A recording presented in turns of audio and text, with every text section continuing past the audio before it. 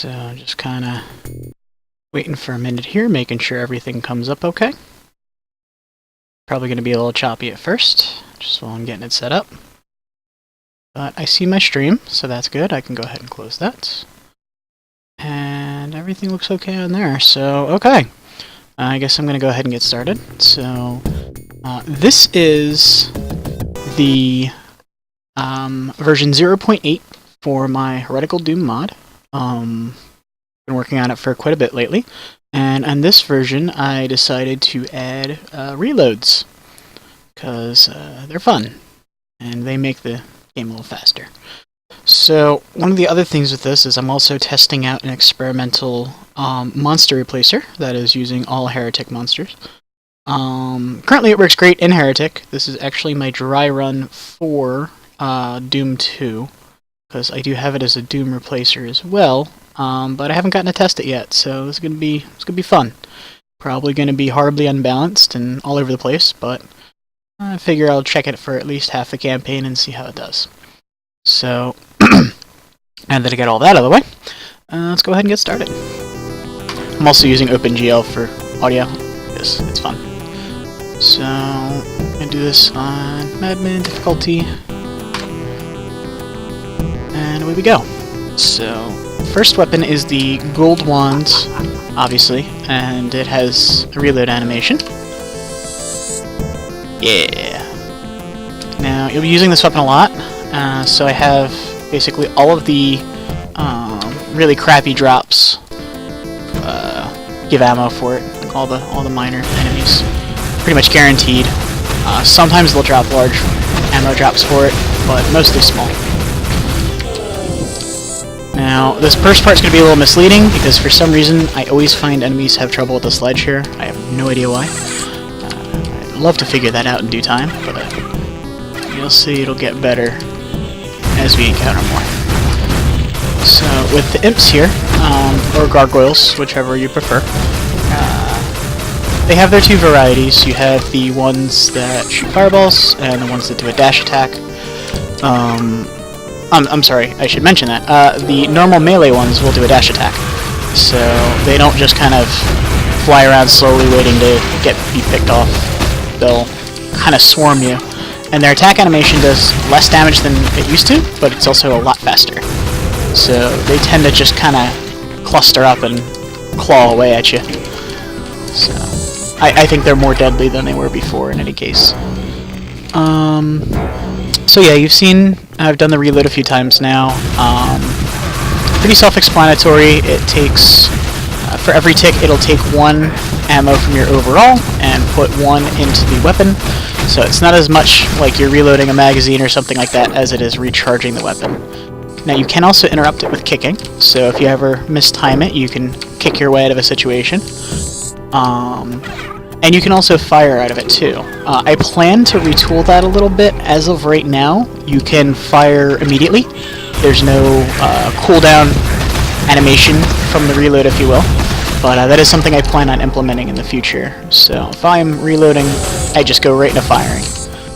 Doesn't even do the lowering this the wand animation. So it will be changed in future builds, but for now, enjoy it while it's OP, I guess. Now with the golems here, you might have noticed that their attack is a little different from how it used to be. They are currently a replacer. Well, they're a randomized replacer. The way it's set up is that zombie men are replaced by normal melee imps, or yeah, we'll call them gargoyles to avoid confusion. They're normal melee gargoyles, or they will be the mummies that use the melee attack. So it's going to be melee for the zombie men essentially. For the shotgun guys, they get replaced with either the fire golem or fire gargoyle. Ugh, it's gonna get so tiresome. Or the nitro gargoyle. Nitro mummy. God damn it. Tired. So the nitro mummy is a lot faster than he used to be. His animation is much faster, and he has much more frequent calls for face target. So he'll be tracking you down. A little bit harder to just kind of run sideways away from him and have it track into a wall, because he'll be looking for you. I also have him fade out as it's charging up, and then come back into full alpha as it's released. So one of the things with the way I'm playing right now is I'm playing on software rendering for OpenGL, which is always nice and snazzy. Has really good lighting effects, and it really shows off stuff like that, subtractive lighting, and you know, bright maps and lens flares and all that cool stuff. So I understand that with streaming, sometimes it doesn't look too great on this setting, which is why I usually do Legacy whenever I'm doing anything on there. But oh, I'm gonna have to fix that. It seems that when they enter their pain state, if they're still fading out, they don't force back into full alpha. So I'll have to update that. But in any case, probably noticed that they are dropping the crossbow ammo. Crossbow works a little differently from how it did in previous builds. I just want to show this off real quick. So right now, you probably noticed fires a lot faster than it did in previous builds, and it has much more of a horizontal spread. This is basically to match with the Doom shotgun in terms of balance.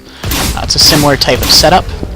I do also have the Legacy version, which is kind of overpowered by comparison, so I have that as the Super Shotgun mode. Now, since the crossbow doesn't really use a reload, instead, it'll use a mode switch. Now, when I did the mode switch, you'll see that it does 2 ammo per shot instead of 1, which is a call to the Super Shotgun, and it actually does a lot more damage because it has a lot more projectiles, and they're in a tighter spread too, so all around this would technically be the more efficient method. Now, there are definitely uses for the normal shotgun mode. Let me go ahead and just switch that back. Yeah, there we go. I'm on super, now I'm on normal. Okay, so there's going to be a lot more, like I literally just did this morning, so there's still going to be some more polish before I do the release build for this. But in regards to the normal shotgun mode, since it fires a lot faster, and it's not that many less projectiles, you'll see my damage is still over 100 per shot at point blank. So it's still plenty efficient, still does plenty of damage, but you kind of have to use it a lot more up close and personal. As opposed to the Super Shotgun mode, it's more like medium range. The alt fire is exactly the same for both versions, which I'll get to show off later. But with the alt fire for this, as you can imagine, since it fires faster, you'll be able to fire more shots. So the damage potential for the alt fire is actually technically better with this version than the Super Shotgun version. Kind of giving them both their own little niches to fill. Crowd control, I feel, is also easier with this version. As you can see, I'm really able to just kind of mow down as many enemies as quickly as I'd like.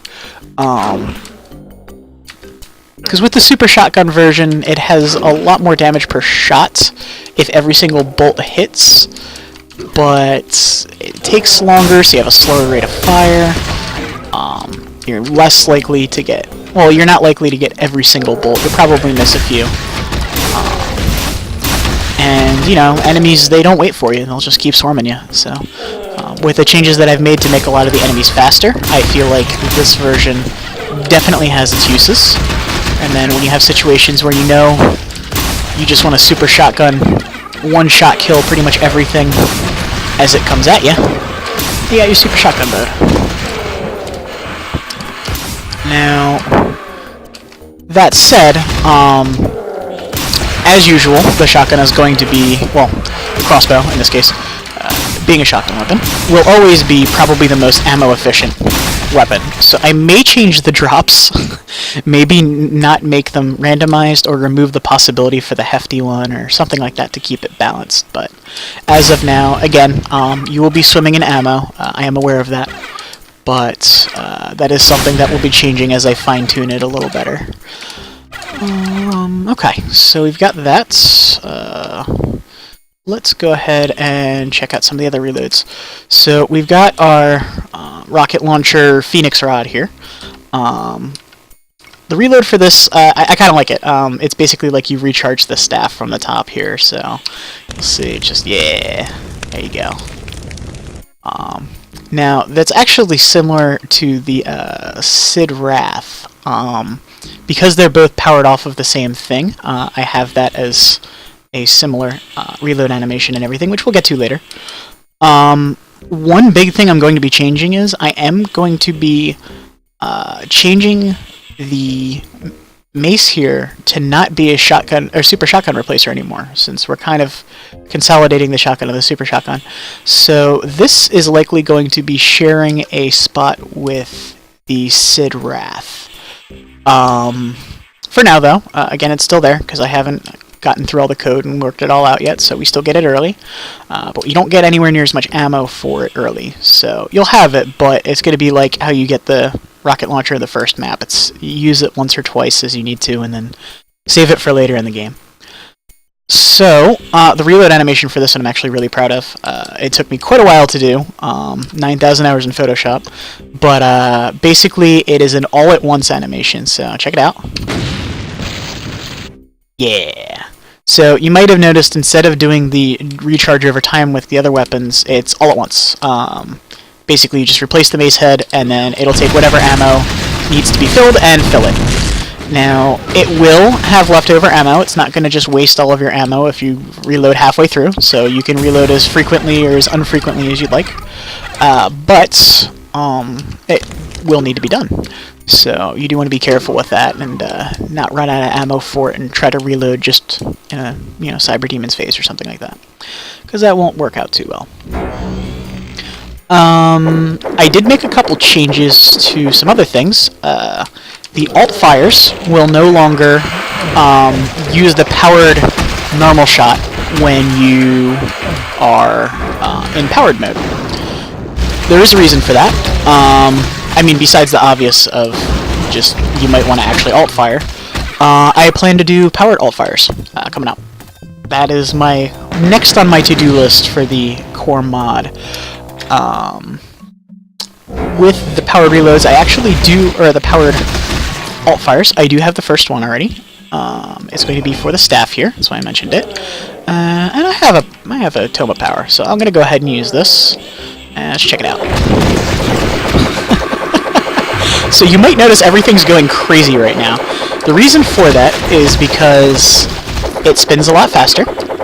You are completely invincible during the spinning. The damage is still fairly low, but it has a vacuum effect, so it pulls in enemies, and it'll pull in both vertically and horizontally. So, I'll use this ambush here as an example. So I'll do this, sit over here, and you'll see it's just going to kind of pull everyone right into melee range and completely tear them apart like they're getting pulled into a turbine engine or some shit. But fantastic. I like it. Not terribly balanced, but it is a powered alt-fire that requires a... Oh, powered alt secondary fire.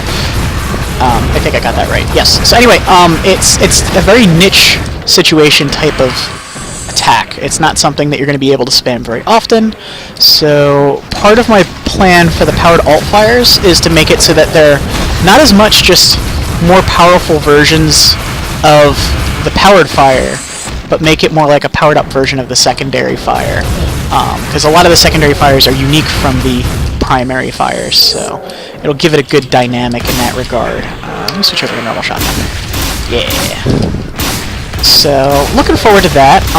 That's my next project in regards to future builds.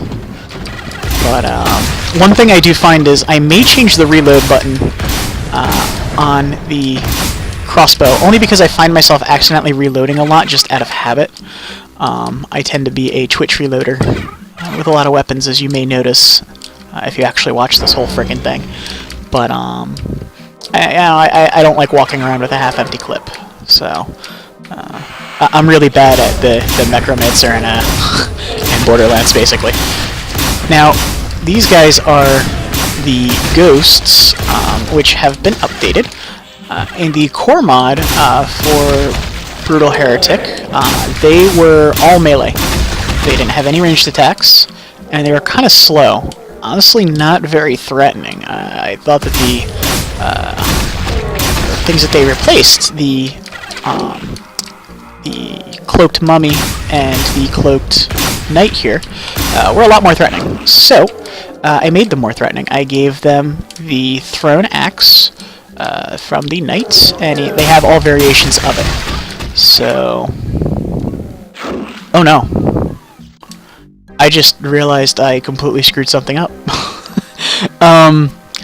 I technically don't have the chain gun in the game, because normally the knights replace the chain gun guys, and the chain gun guys are the ones that are going to drop it. So I'm just going to have to cheat real quick and give myself one. So we're just going to summon chain gun. So yeah, chain gun. Okay, so yeah, now we got our chain gun, which, again, pretty simple reload animation. It was one of the first ones I did, so but definitely gets the job done. Now, where did you go? There we go. So in terms of the primary fire, the Dragon Claw here has very fast rate of fire, obviously. I think it's the fastest in the game, technically. So because of that, it has a high capacity, because you'll be burning through that very often. The reload is a bit faster than the gold wand. Oh. That frame wasn't... I gotta adjust that back to true color. I must have missed it. Okay. But yeah, anyway. Yeah, I love it. The reload for it is a little bit faster than a gold wand. Actually, it has a fairly similar reload to some of the other weapons in the game in terms of the actual reload speed per frame. But... wait. Oh, okay, got that. Going crazy here. Anyway, sorry, I lost my train of thought. The reload time, the actual startup and slowdown for the animation is a little bit longer. Like you'll see just the, raising up the hand and lowering it. So, you still have to be careful with the reloads on this one, but... Yeah, is that... I think it's just that one item. Okay, I must have just missed one. There's also a lot more explosives from enemies, which is a good and a bad thing. I may rework it a little bit, because the explosions have a thrust factor to them, which increases the dynamic effect. But, you probably noticed it causes more infighting, because if an enemy thrusts into another enemy, even if it does no damage, it will consider it damage for infighting purposes. It's basically how the disc of reflection works, or repulsion, whatever, yeah, in Hexen. So, I'm going to find a way around that. I'll probably have to write a script for it. I haven't figured it out quite yet. But, once I do, that'll be another thing that will hopefully make that a little smoother. Another quick reload check. We got our reload kick here. Just giving a little kick how you do. You probably notice it pauses the reload animation while it's doing the kicking for the different reloads. That is intentional. That's also why you can't kick during that one, because it's an all or nothing. So, a lot of them you'll be able to kick out of if you're in trouble, but again, with the mace there, you gotta be really careful. Because you are completely vulnerable for about a second and a half. It's not a terribly long time, but that can be ages when you are surrounded by revenants in a small room. Let's see what else. Okay, so we'll mess around with this a little bit more. Yeah, so Phoenix Rod is just as powerful as it's always been, just as fantastic. Great weapon overall, great rocket launcher. And so I don't die while I do it, I'm just going to do the reload. Got our kick. You'll see this one's a little risky because the startup and cooldown for the reloading animation is fairly long. So you're not going to be kicking very often out of that one, unless you got a lot of free time. Now, one of the things with the knights you might have noticed is their axes are faster. pretty much all of their axe speeds are improved. So he's just kind of flinging them down the hall here. Are there any left? No. Okay. So didn't get a chance to reflect one, but they are reflectable with the alternate fire, just like they've always been. I feel that the speed actually makes them both harder and easier to reflect, because if you're good at it, it's easier. But if you're bad at it, then you have less time to react. So you gotta really get into a groove with it if you want to try to get into the habit of that. I was thinking of trying to find a way to make projectiles do more damage after they're reflected. I don't know if there's a way of doing that without making some really advanced scripts, but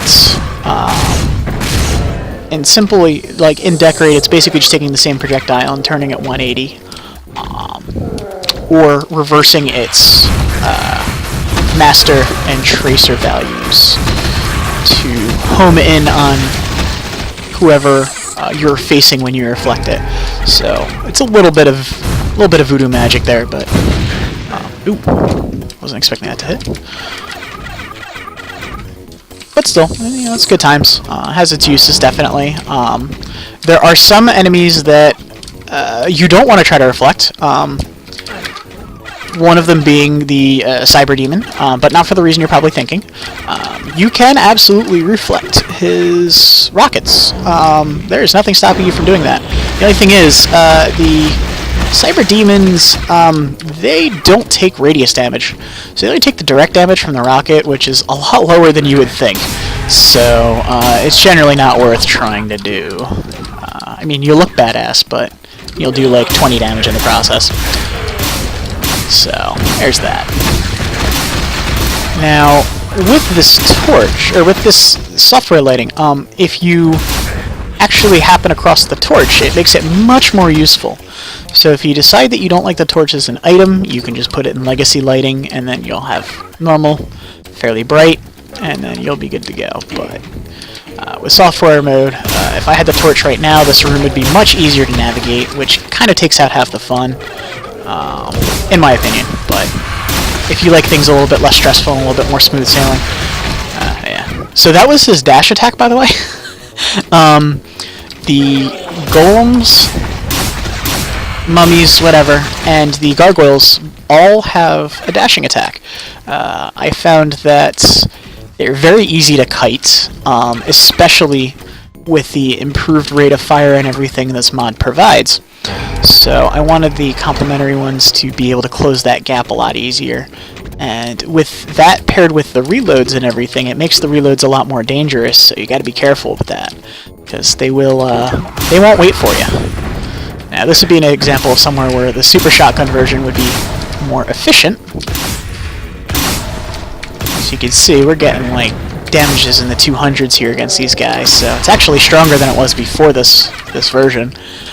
If anybody feels like the increased ammo is a downside, I feel like it's a fair trade-off, especially since you have both versions available. Now, one thing that not a lot of people knew about from the previous builds is that with the alternate fire for this, you actually do decrease gravity a bit.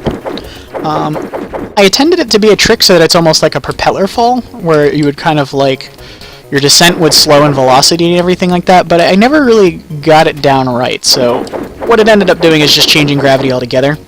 So just doing a normal jump here, you'll see I get to about midway through that, but doing this jump I can almost reach the top. So there are a couple of jumps and a couple of falls, if you're a purist and you don't like to use jumps, that you can use to benefit that. But I figured that was a nice little, neat little thing to keep in there. I'll probably rework it to make it work more like my original idea, but for now, that's how it works. Sorry, I have ice in my drink. I don't want it to clink and clatter in your ears. But yeah, so that's always good.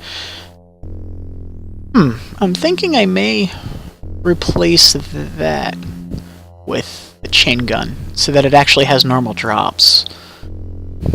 Just thinking out loud.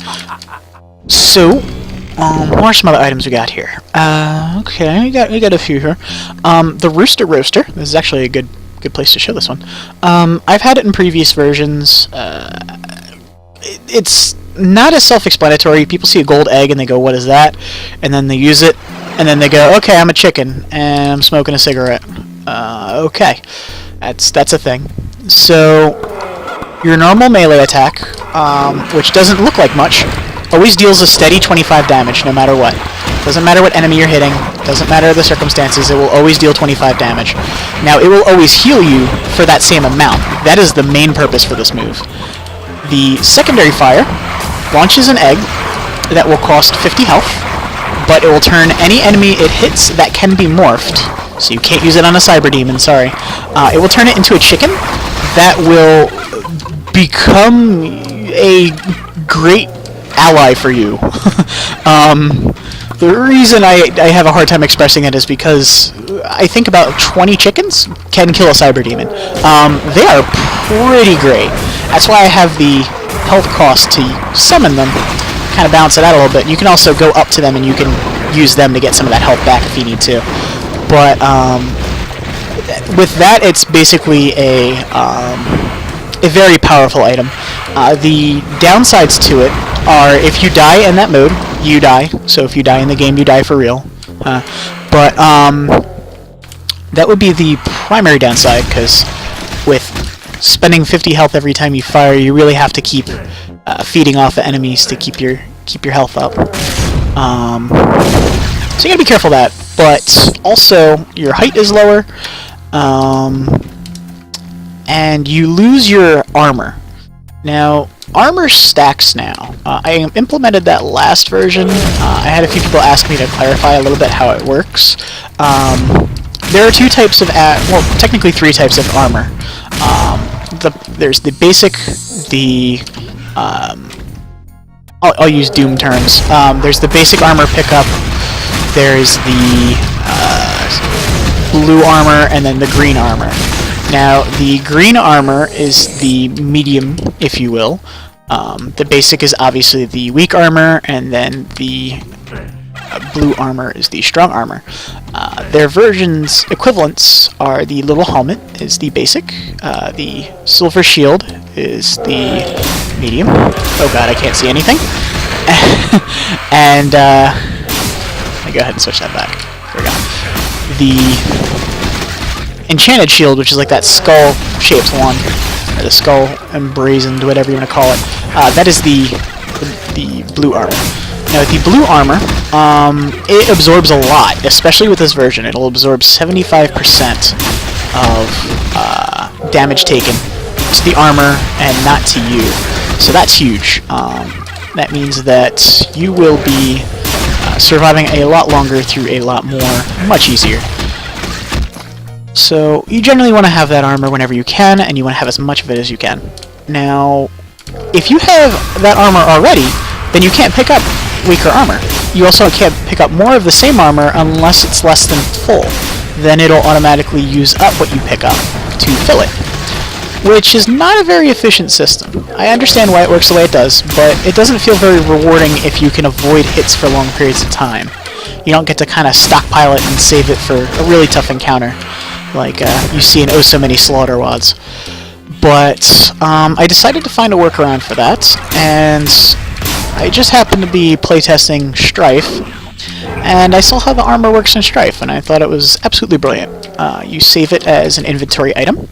You don't select it, it gets used automatically, and it'll get used as soon as either you run out of armor completely, or, yeah, pretty much as long as you run out of armor completely, it'll auto-use.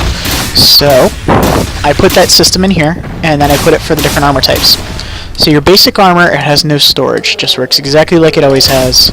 You get your +1, and then it doesn't do damage reduction, it just takes a little bit of damage in place of your armor, or in place of your health. Yeah, it's whatever. But with your level 2, the silver shield, that one will start to decrease, it'll start to give you damage reduction in addition to the mitigation. And it'll stockpile, so you can save up to 5 of them. So if you have one and you grab another one, save it for later. Once it runs out, it'll automatically use it and refill it as needed. So I figured that's something that's, you know, I got a lot of people that would like to have more items auto-use in this mod, because of how it's focused around Heretic. It's not quite a direction I plan to go, but I do plan to have it as an option, and I plan to have ways of kind of implementing it when it doesn't go against the core idea of the mod. I feel like making the armor usable would be a little too much. But having it go as an auto-use that you could stockpile and everything, I feel like that's more than fair. What else? Just gonna grab all these. Ooh, I really like these bright maps. Thank you very much, Raikal. So, for Lost Souls, I decided that the gargoyles should be mini gargoyles. And they are adorable. I should probably increase their attack range, though, because they seem to have a hard time hitting you. Unless you really let them go to town. So this is what I was referring to earlier, how they do less damage, but they attack a lot faster. So as you can see, you know, as long as I can keep them kited, they're fine. But the second they corner me, they don't really start to chip away. So you got to be careful about that. Let's get a little health up here. Let's see. The Blast Vest, there's a good room for that coming up. The Blast Vest now, let me just top off my reloads real quick. Doop-a-doop-a-doop. We got our skull rod here. Yeah. When you go to use explosives, obviously, they will hurt you. And they will hurt you a lot, actually. That goes mainly for the Phoenix Rod here, the Fire Mace, and the Explosive Flask. So Explosive Flask is this guy. That's basically the Time Bomb, but it has a small gravitational pulse. It'll pull in enemies and then explode. So it has its uses. I like it. I like it a lot more than the vanilla one. I definitely had a hard time using that, but this one I feel like I can definitely find uses for it. But it does do self-damage, so it can be a pain. Now with the Blast Vest here, this will basically make you immune to your own explosive damage. All it basically does is take off the friendly fire on yourself for your own weapons. Now, you can still take damage from explosive sources. It depends on how the damage rating is set, though, so I'm probably going to have to retool that before I get it perfect with enemies. But in the meantime, you can go up to these guys and you can go to town. Doesn't matter. You're not going to take any damage. So for all of those people who have a hard time dealing with self-damage from explosive weapons, you're going to want to keep this one ready to go whenever you get one. Because they are very useful if you're bad at avoiding your own splash damage. Or if you just want to get in people's faces and just blind fire explosives like nobody's business. Like this! Oh god, I forgot they're immune to physical. Alright, I'm in trouble. Let me get out of here. Alright. So, there we go. We're out of there. Blowing stuff up, having a good time. Oh god. Oh, so you might have noticed that my health just went back up instantly. Like, all the way to full. I have been using the quartz flasks. I have them on a quick bind. But the Mystic Urn you can't actually activate. What the Mystic Urn will do is it'll automatically revive you to 100 health when you die. I plan to put in some type of like overlay sound, you know, kind of get some feedback as to when it's being used. But it's essentially it's kind of like an extra life from Wolfenstein, except it doesn't send you back to the beginning of the level. It just gets you right back in the action. So whenever you see those, try to save them up because they can save you in a pinch. Even if you're not aware they're saving you in a pinch. But again, I plan to fix that a bit in the future. I did mow down some enemies real quick that we haven't seen yet. With the Ophidian, that is the snake creature. So we'll just call them Snake. That's what they are. That's even what the tag is for them, it's just Snake. But they are replacements for a couple enemies. The enemies are basically broken into tiers for the most part. Oh no, I forgot to carry over his projectile. Shoot. His projectile is really cool looking in Heretic, but I forgot that I'm still using Heretic sources for it and didn't properly define them in the mod yet. So they're invisible for right now, so I apologize. But they basically do like a spiral shot, very similar to the what were they called? Like the Disciples or whatever. And oh yeah. All right. I gotta cut off my own train of thought. That was basically my Megasphere replacer. What it'll do is it'll refill all of your health, all of your armor. It'll give you 1 max armor. One max enchanted shield, and it'll refill all of your ammo, all of it. You're full on everything. Beautiful. So you don't see them very often, just like Megaspheres, but they definitely make an impression sometimes. But what I was saying before is with the monsters, they're basically broken down into tiers. You have the Wimpy tier, which is basically just the Lost Soul. That's where the mini gargoyles come in. You have the small tier, which is your zombie men. Zombie men are in their own Wimpy tier. I'm sorry. So yes, they're Wimpy tier 2. Then you have the small tier, which is going to be your shotgunners and your imps. After that, you have your medium tier, which is going to be chain gunners and stuff like that. And then you have your heavy tier and boss tier. So heavy tier is going to be all of your Cacodemons, Hell Knights, Hell Barons, all those guys. They're all going to be in there. And that's where a lot of the Ophidian is, the Were-Dragon, all of those equivalent heretic enemies. I decided against making them exact replacements, because, quite frankly, the map designs and different WODs are not made for that. So what worked in one mod won't necessarily work in another. So I decided to make them as random spawners, to give it a little bit more of a dynamic feel, and to try to make the different playthroughs feel different. But yeah. So actually haven't touched up... Huh. Okay. I guess those power-ups were just tired of my shit. I could have used them too. Damn it. Anyway, yeah, I haven't really modified him much from the core mod. He basically just does what he did before. He's just like a little bit more efficient version of what he normally did. I did make it so that he has a chance of being either the Serpent version or the normal version, or the secondary version. He can be either one. And one doesn't necessarily lead to the other. So if you have the Serpent Rider version, you don't have to worry about him turning into the normal one after. Just fight him like normal, kill him, great. They are replacers for the Spider Mastermind. Spider Mastermind will always be one of the 2 versions of Disparel. The Cyber Demon will always be a Molitar. Because I feel like the Molitar is actually more dangerous. So you got your Molitar. These guys died already. I don't know how that happened, but I'll take it. Oh, you know what? They probably friendly fired. I really gotta work on that thrust thing. Wait, why are you dead too? Why is everybody dead? Oh, crap. Okay, I think when I killed Disparel, he killed all of the enemies on the map because of his boss kill state. So I might have to retool him a little bit. So this map is gonna be boring because everybody's dead. So I'm just gonna soldier through real quick. God,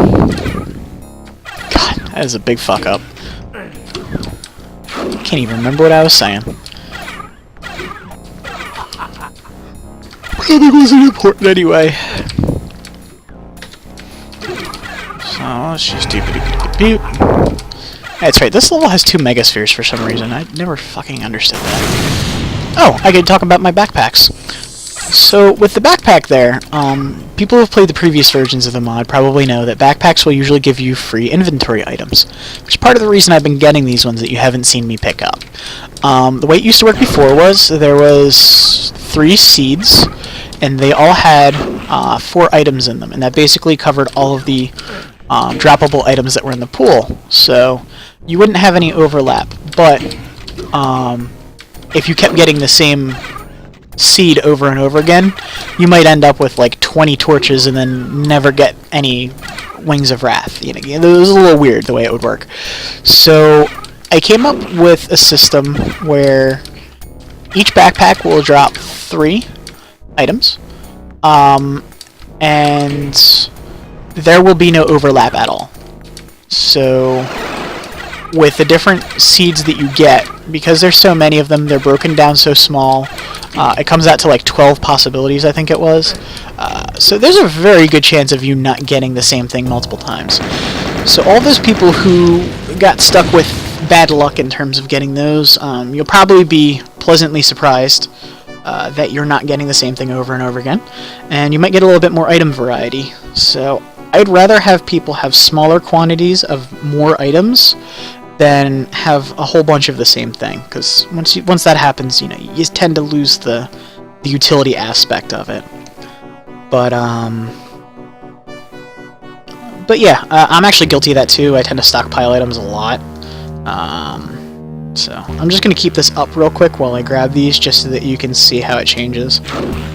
So boom, there we go. We got a decent amount of the ones that were already in there, and then we also got even more, and multiple of even more. So huge item variety here, just from that simple pickup, because as most of us know, it's like 8 backpacks stacked on top of each other or something like that. So maps like this one, maps like tips and tricks, you know, they should kind of open up the window. Now, a lot of these items are also in a random spawner that replaces the blur sphere. Instead of just making the shadow sphere here into the blur sphere. The blur sphere is the most common pickup as a special item. And that said, there's still not a whole lot of them. So I decided to take a lot of the more common items and put them all in a pool, and then have it draw from that pool. So it'll draw 1, and all with even chances. So again, kind of adding a little bit of a balanced randomizer to it. Might as well take these guys out with rockets, because rockets are awesome, let's be honest. And when we get to the arachnotrons here, I'm going to show off another one of... I'm going to show off 2 more of the alt fires, actually, because I'm kind of going to have a chance to do both. Just finish off this guy. Oh yeah, because of the way that how powerful this weapon is, I decided to make the reload a little slow. So anybody who doesn't like that can suck it. Anybody who likes it, awesome. I did also forget to replace the Fatzos, apparently. I'm just realizing. So as you can see, we have a wide variety of enemies because these are all Arachnotron replacers, and it's in a random pool. So first thing I'm going to show off is going to be the alt fire for a crossbow, which many people are familiar with at the time stop. Since I'm in normal shotgun mode, you'll see I am firing a lot. I'm firing a lot of them really fast. So that did 312 to him for the ones that even hit him. And I think it would have done even more, honestly. But what I'm going to do is, this is the mode how it normally worked. You fire 1, 2, 3, 4, 5, 6, 7, and then boom, explode. So it does a tremendous amount of damage in either version. It has its uses. When you have a big group like this, you could go ahead and freeze time, shoot one, maybe shoot him twice for the hell of it, shoot him so he stops flying around, and you can kind of just clear out a big wave. There's a lot of maps in Doom 64 especially that I can see that being very useful. And many slaughter wads, obviously. It does take up a good chunk of ammo, though, so this is part of why your pickups are going to be giving you so much ammo, especially for the shotgun, is because you're going to be going through a lot of it if you use that alt fire. If you don't use the alt fire, it'll be your tried and true backup weapon, but if you do use it, you gotta make sure you get those little green toothpicks, because that's how you're gonna keep that thing going. I killed everybody too quick, so I didn't get to show you the alt fire for this yet, but again, I'll have tons of uses for that. Oh, that's right, that was a megasphere normally. Oh, all these megaspheres, good lord. Alright, so, here we go, and tricks and traps. Is that story? Yeah, okay. So, normal fire for the blaster here. Dragon Claw is very fast. It has a spread to it, but it starts from the center and goes outward. when it spreads, so fairly reliable in closer ranges, and then it gets a little bit wider further out. The alt fire does not have a spread. However, it has a different trajectory, which, check it out, there we go. So we got a nice cool spiral going for it. I don't know why, oh, I may need to fix that. Fuck. So, if enemies are too big for a spot they're in, it will incapacitate them.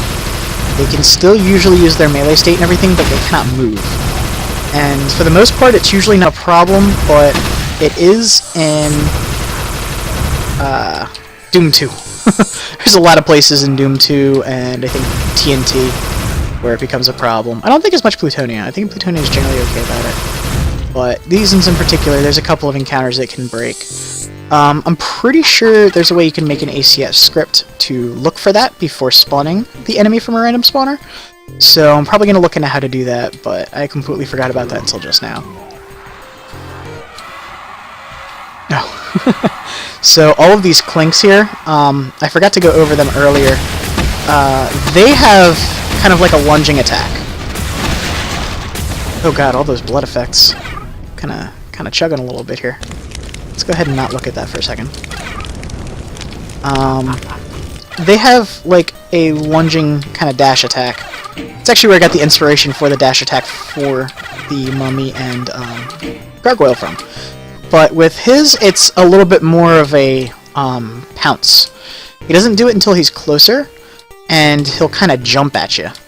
So he'll thrust himself upward and forward. So he'll kind of, he'll kind of go for the throat. There's ways to get around it. There's ways to deal with it, but for the most part, you're gonna have to be kind of careful. Usually just backing up if you're not in range when the attack is, like the frames that the attack is supposed to hit, they won't register. It's the old backing up into a corner trick with Pinky Demons. It does still work on them. But I do plan on changing the active frame for that attack a little bit to try to make that less possible. Okay, yeah, I don't have any other alternates yet, so I'll hold off on those for now. Let's go ahead and get that back to normal shotgun. Yeah, mess these guys up.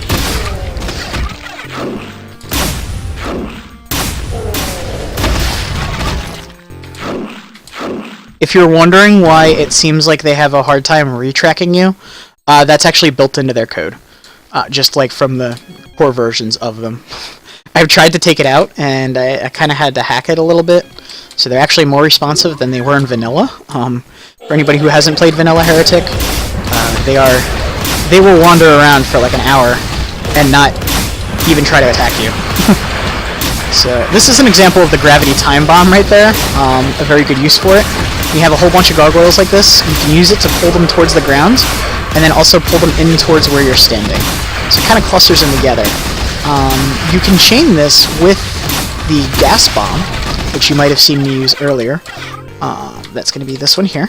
It just makes a poison gas cloud, and it'll deal continuous damage. I specifically made it so that gargoyles have a much decreased pain state. Their pain chance is much lower. So, before, with how it was before, you would have been able to just put one of them down, and then they basically would have become completely incapacitated just from their continuous, like, 2 damage or whatever they're taking from the gas cloud. So, I retooled that a little bit, and oh god, I just took a lot of damage. Okay, we're gonna go to Power Fire here. Alright, so, I'm gonna go ahead and use this as an opportunity. Wait. There's no Lich.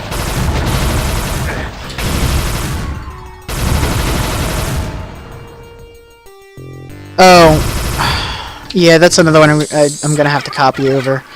I think everything for the Iron Lich is still relying off of Heretic source files. So, that's just another one for the scrapbook, I guess. But anyway, God, I keep losing my train of thought. I'm probably gonna watch this video and go like, how can I not remember what I was talking about? I was talking about this.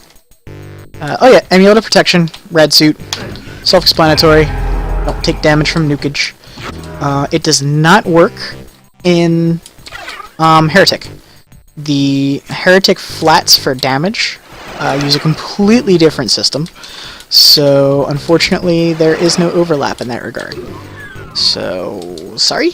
I plan to figure that out, but for now we just gotta deal with taking that damage or using Wings of Wrath and just kind of flying over it.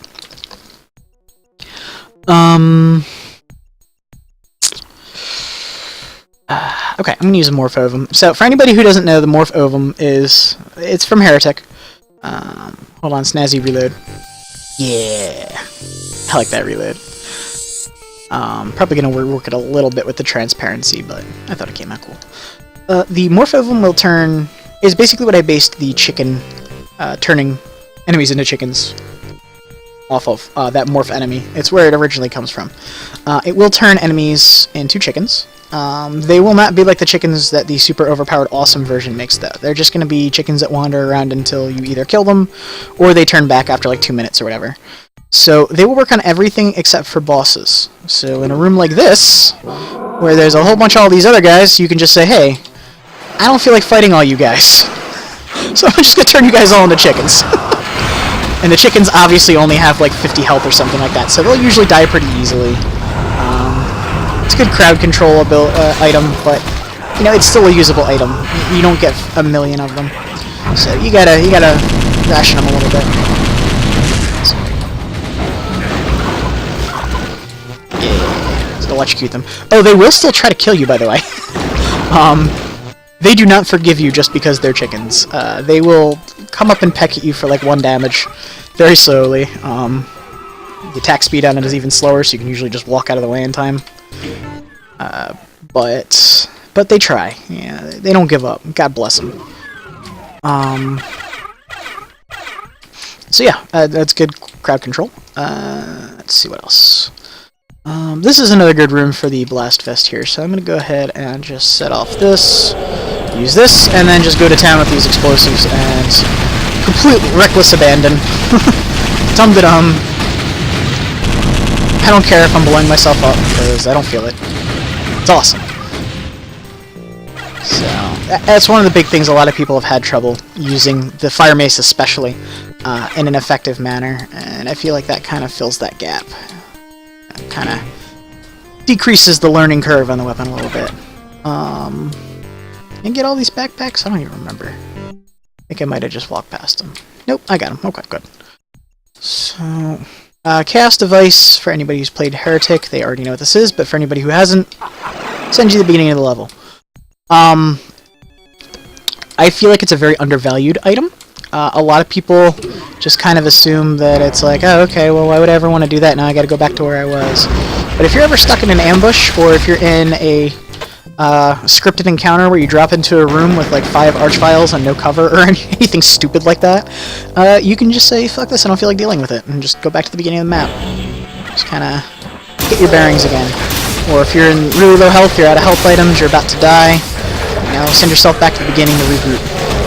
So it definitely has some uses, but you gotta be a little creative with it. It's not just an instant gratification weapon. Or item, rather.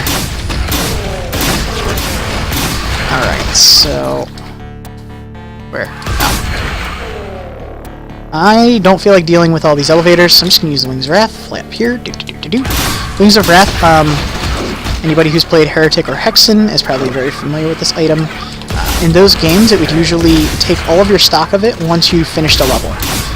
I do not do that. I let you carry them. So you can carry them between levels. Sometimes they give you one and it has absolutely no uses whatsoever in that level, and then you'll have another level where, oh, this spot would be perfect for it, and then you never get one. So I figured I would kind of work around that a little bit. I believe there's an Iron Lich somewhere around here, but he's invisible because it's not picking up his sprites, so let me just try to kill him. I think I killed him. I don't even know. Wait, there he is. Okay, now he's dead. Their tornadoes are such a pain in the ass. I plan on making an item that's literally just iron boots and prevents you from getting hit by their tornadoes. That's how much I fucking hate them. Oh, I can see the bright map for it. Oh, God, this is so buggy. Need more playtesting. Oh, he's flying in midair there. God damn it.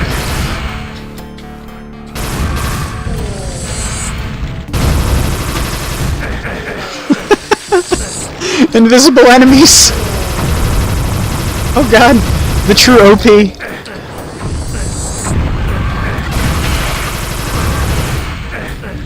Oh Jesus, might actually die.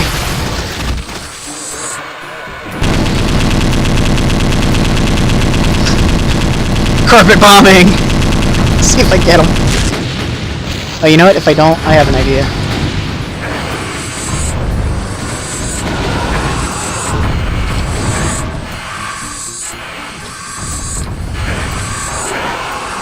Oh wait, I saw a bunch of drops on the ground. I think I got him. Yeah, I got him. Okay.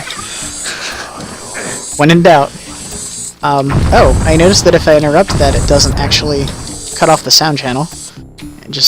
It's supposed to do it at the end of the animation, so I guess if it doesn't do the call to that animation, it doesn't shut it up. Now, for anybody who isn't familiar with that weapon yet, because I know it's in more recent builds, the Sid Wrath is a BFG. But more than just a BFG, it's a boss killer. The BFG has its uses for both. They get big groups, small groups, big enemies, small enemies. Like, you can find a use for it everywhere as long as you know how to use it correctly. Which I didn't for the longest time, and I'm sure a lot of people didn't as well. But with the Sid Wrath, the primary fire is specifically for bosses. It is garbage against mobs, it is garbage against groups. You are not going to find much use for it unless you use it on something that has more than a couple hundred health. The gargoyles are just so adorable until they explode. But, that said, the alternate fire for it is absolutely for mobs. You don't unlock it for a while, so I won't get to show it to you just yet, but I'll get a chance to show you later, I'm sure. So we've seen the secondary fire for this. Now, the secondary fire for... Oh, that was from him. Okay. Secondary fire for this is... it's pretty powerful. It's actually really powerful in any mod that allows headshots. Reason being is because it rains down explosions. So you're basically getting headshot explosions in mods like Brutal Doom and stuff like that. So, in mods like this, it'll do a whole bunch of damage, but it's still fairly balanced. You'll notice that it empties half of your magazine whenever you do it, so it's not going to be something that you can spam, which is probably why I shouldn't have used it here. Let's go ahead and launch a whole bunch of these all at the same time and just kind of Zawado these guys. Yeah! Because I spread them out so much, they didn't do a whole lot of damage, but it was still satisfying, goddammit. Let's get these guys. Here we go. This should kill all of them. Yeah! There we go. So, that was another height issue again, like I was mentioning earlier. I get stuck on there. Oh, I reloaded again. No, what normal shotgun mode? Reload. I keep doing it by accident. Man, I am burning through health. I gotta be more careful. Let's go ahead and use the Adrenaline Booster. So, with the Adrenaline Booster, Gold Wand is actually a good example. You'll see with the Gold Wand here, you know, attack for it's pretty slow, reload for it's pretty slow. It's a sidearm. It's not your primary weapon at any time. It has its uses. It absolutely does, like with the Gold Wand Bomb. Try saying that 10 times fast. The Gold Wand Bomb is good for groups. There are certain enemies that do have an immunity to it. So, well, I shouldn't say immunity, they have damage reduction. So you don't want to use it against Iron Liches, for example. It does a lot less damage to them, even than just normal shots from that weapon. But, you know, you got like a big group of gargoyles swarming in on you or anything, you just shoot that into them, probably kill 2 or 3 in one shot, and just kind of keep them going. So, you've got that. You've got your primary fire for it. Your primary fire for it is fairly slow, decent damage. Its biggest thing is that it's very accurate. That's where you're going to get the most mileage out of that. But with the Adrenaline Booster, the frames of animation are cut in half. So all of your attacks, all of your reloads, everything is going to be much faster. So even just reloading, you'll see the reload speed is about on par with the faster reloads. But with this weapon, one of the big things is it adds utility to weapons where you wouldn't really have as much. I love it with the crossbow, by the way. Like, this speed boost is just fantastic for this weapon. And then even with the super shotgun mode, it's still pretty respectable speed. You know, so you get a good chunk with either one. But for this, oh, this is just it's just fantastic. This is crowd control right here. This is how you put down a mob. Blaster is already at a very fast speed, so you'll notice it doesn't affect it, but the secondary fire just becomes a straight-up Gatling gun. It's just beautiful. So if you need a raw DPS weapon, you know, put that item on, use that alternate fire, and then just wave goodbye to all your ammo because it's going to be embedded within enemies in a very fast manner.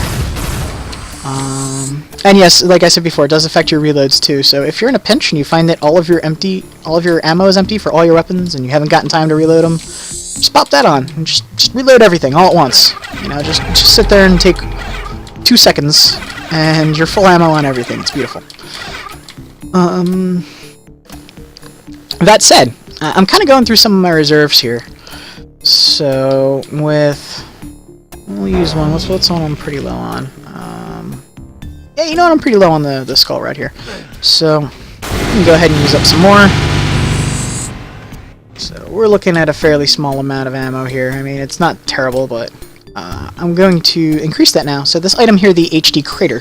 The Crater of Might was an item from Hexen that was, instead of the backpack, you had the Crater of Might. And it would basically work the same way, but it was a usable item. And I think it increased it by more. It was like 20% instead of 10% or something like that. So, that's the item it's based off of, and as you can imagine, it does something similar. So, right now I'm sitting at about 274. Let's make that 384. Bump it up by 100. That's what it does. So, the Crater of Might is a very useful item for people who have trouble managing their ammo. And with ammo in this mod, for anybody who's not yet aware, you don't have to be low on ammo to pick it up. You can pick up ammo whenever.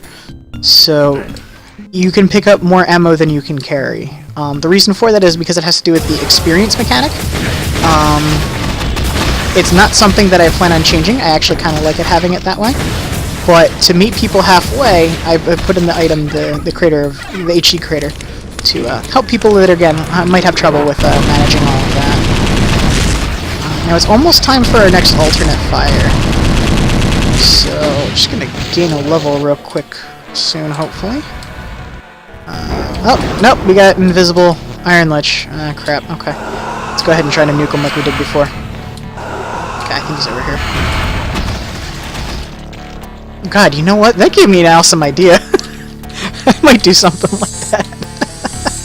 Make, like, an enemy actually turn invisible, and then, do, like, a Master Roshi shooting blood out of his nose kind of thing to make the enemy visible.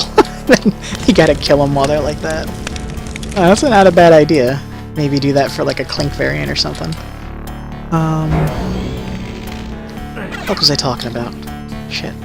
Oh, yeah, so I got my secondary fire. The next secondary fire is for the Phoenix Rod. So Phoenix Rod is your rocket launcher, as you've probably seen multiple times so far. This is a really bad spot for this, so I'm not going to try it because I'll probably just kill myself. But there'll be plenty of spaces coming up for me to show how that alt fire works. Is it safe? Did I get any torches? Oh my god, I haven't gotten any torches yet. I gotta double check and make sure it's still in the drop list. I feel like I would have gotten at least one by now. No, switch back.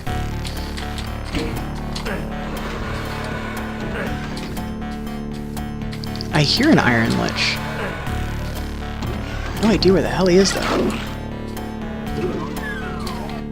Are you here, Iron Lich? Where are you? Are you still there? Anyway. Hey, reload that one ammo. That's right.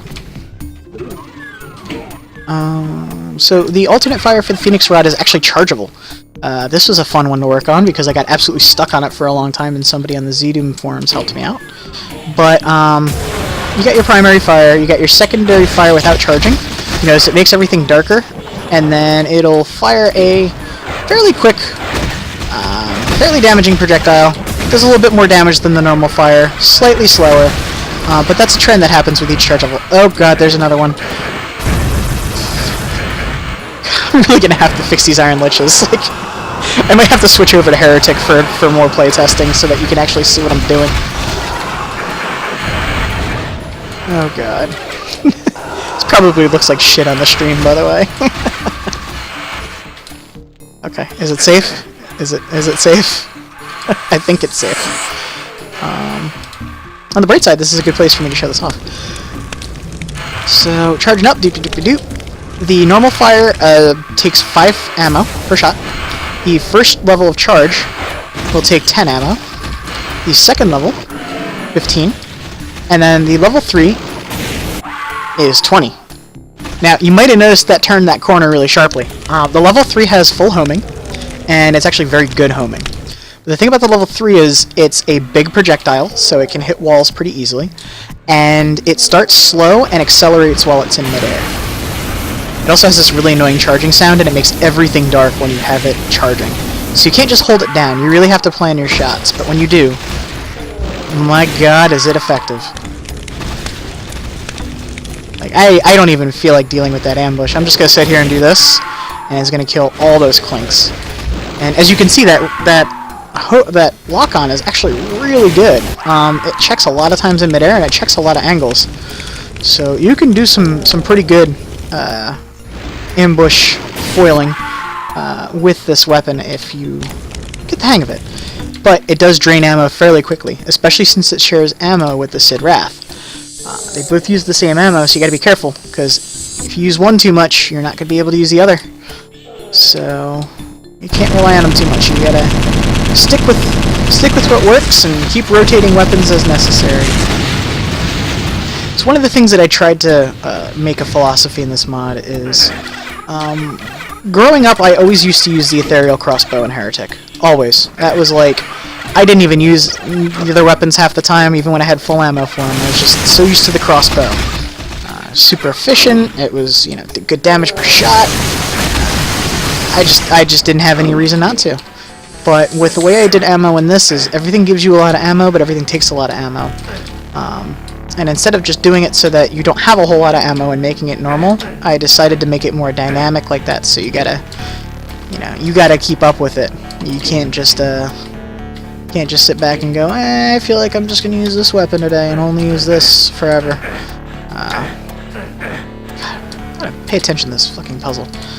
Or I just gotta say, fuck it, use the Wings of Wrath, fly over here, and then just fly back up here. So that's why I love the Wings of Wrath. It's just your, I don't feel like dealing with this puzzle button. Let's go ahead and pop this amulet. I think there's probably going to be an Iron Lich or two here, so powered fire will not work. Okay, so we're going to go ahead and just go with super fast shotgun here. Yeah, just... Yeah! Oh, it actually doesn't work too well with that. I got one of them. Oh, I got both. Okay, good. The main reason being is it actually speeds up the animation for the time freeze, too. So, while it seems like it would be very beneficial to use both of those at the same time, it is not. Sorry about that. Sorry, not sorry. Because it would have been a little too overpowered. I'd have to turn it back, and I don't want to do that. I like making it as ridiculously awesome as it currently is. Funny enough, I feel like I burn through ammo faster with the normal shotgun version than the super shotgun version, even though the super shotgun version uses 2 ammo. So, like I was saying before, they all have their uses. Let's see, what do we got? I think this could be useful here. Let's set that tracer for up there. Yeah, there we go. Oh god, they're so fast. I may want to either increase the max ammo capacity or decrease the amount that it uses, because I feel like as good as it is, 2 is a little too many uses per magazine for that, just because by the time you've used 2, you might have killed maybe half the enemies in the area. You're kind of left with your butt in your hand for the rest of it. So let me see if I can. Okay, there we go. Okay.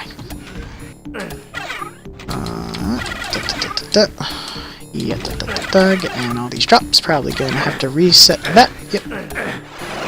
That's okay.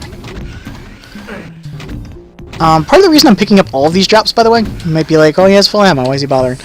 Because of the way the experience system works, which I've mentioned before, and I'm sure a lot of people have probably already noticed by now, it doesn't go based off killing enemies, it goes based off of picking up items.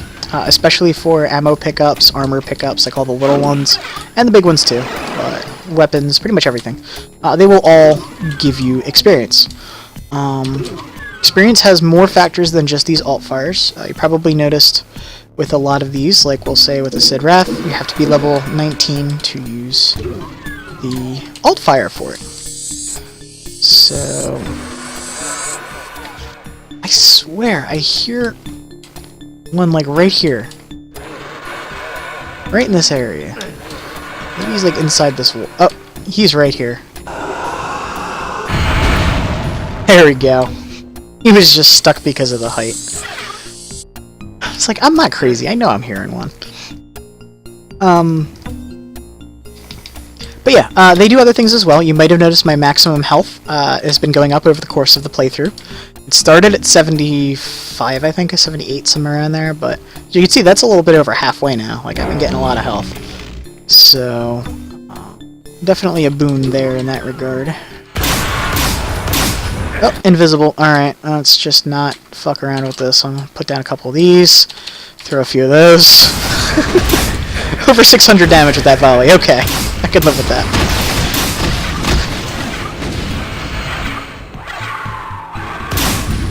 Now that said, you cannot change weapons while time is frozen. You'll see if I try, it'll automatically unfreeze time. You can, however, use items, which includes the flasks. So you could just sit there and load up on a whole bunch of them and have 50 grenades in midair by the time it... Well, not that many, but you can get a good amount of grenades in the air by the time it runs out.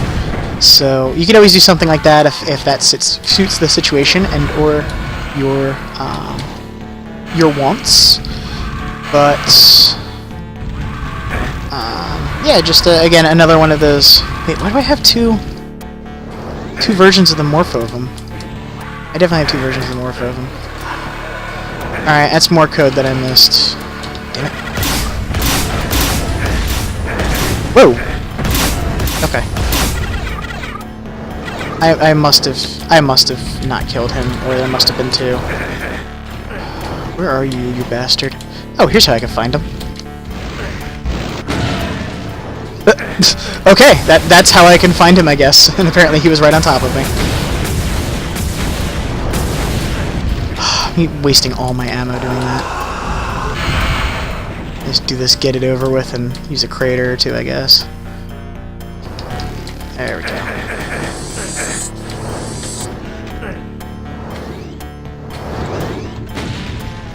Alright, I'm gonna assume I got him.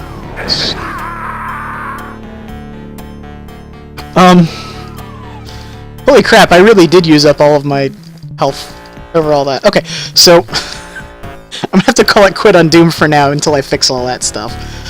So let me go ahead and close that out real quick. And stream is going to have nothing on it for a moment, just while I get things switched over. And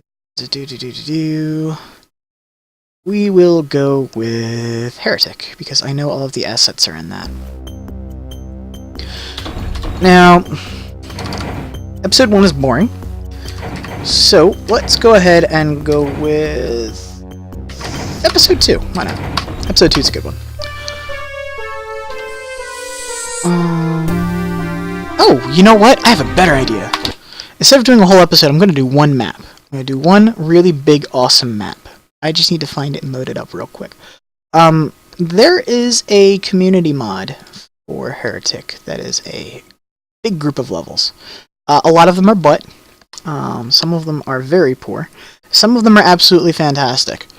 So I'm going to do the first 4 maps of this one, and it's actually a pretty good contrast, so it'll show you how some of them are good and some of them are garbage. Hopefully my monsters will fix the bad ones, or at least make them a little bit more fun. This is one of the boring ones. Not a whole lot of scenery, environment, not a whole lot of theme to it. These random indoor waterfalls, I guess they're kind of cool, but music's really bad. It's just kind of like, I don't even want to call it ambient, because ambient is more interesting. But as much as I'm ragging on this map, I mean, it could be worse. There's definitely worse maps. There's worse maps in this very mod, but it's still not great. That said, if you bother to plug through it, I forgot. Jumping is disabled by default, which always drives me crazy. So as much as I don't use it and abuse it like crazy, I do like having it enabled. So I'm gonna go ahead and pop that on there. Allow jump, crouch, and allow free look, because I use all 3 of those. Beep, beep, beep, beep, beep. So yeah, anyway. I'm gonna use my melee actually for the most part in this map, just because it's damn satisfying, it's fun, and a lot of these early enemies are melee, so... Now you might notice the enemies are not dropping ammo every single time like they were in Doom. In Doom, there is much less ammo placement, especially for the early ammo types.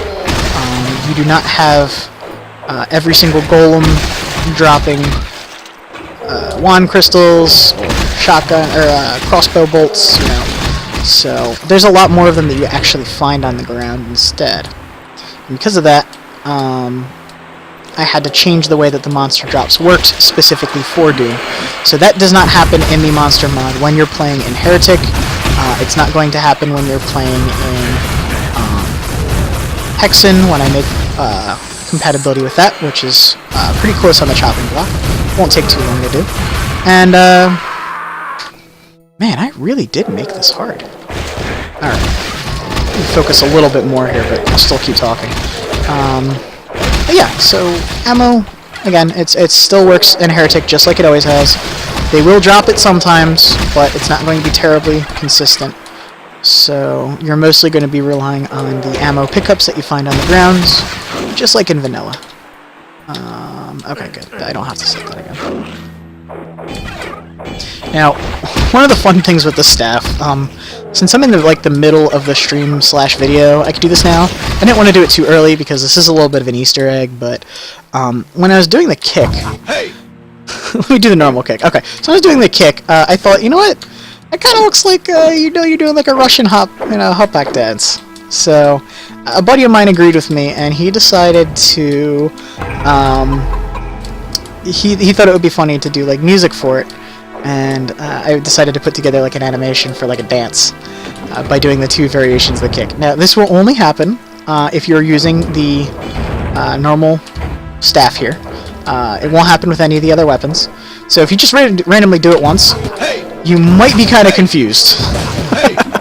But basically it's a continuous kick. It's a Russian hopak dance. So if you go ahead and do that, you got this music playing. You got your dance. You don't have to be crouching, but I feel like it adds to the effect.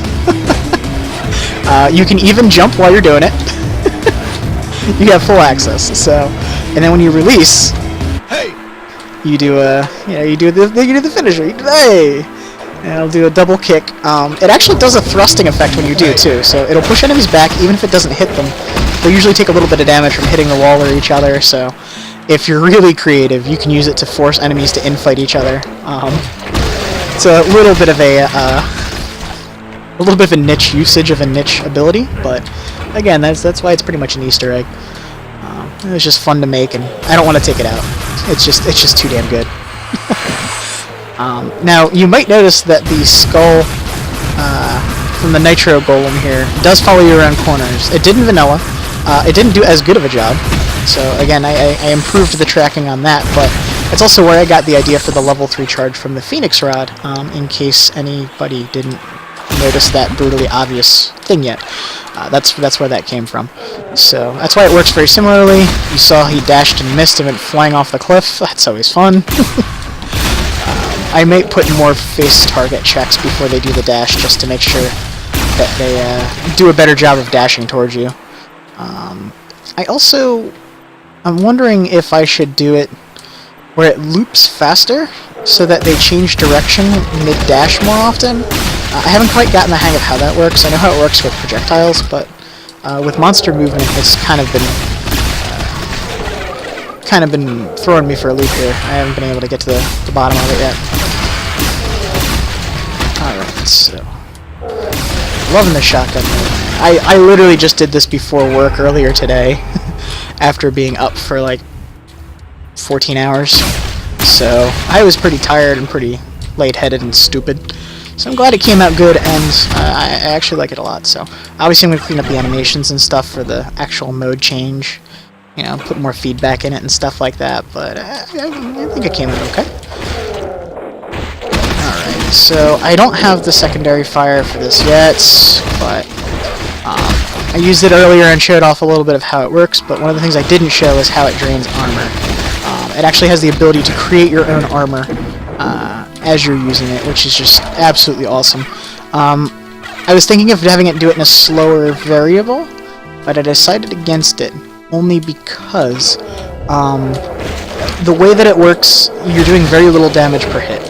So if I make it do it in a slower variable, I'd have to make the damage itself be in a slower variable, which kind of takes away from the staff spin effect. It's supposed to be like a it's more like a bow staff than just hitting somebody with the butt of your wand here.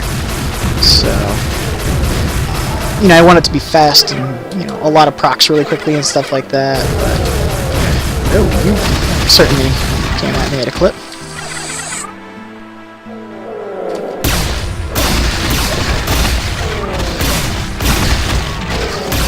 Now I've showed this a few times, and I'm sure it goes without saying, but you can kick while your normal weapons are out.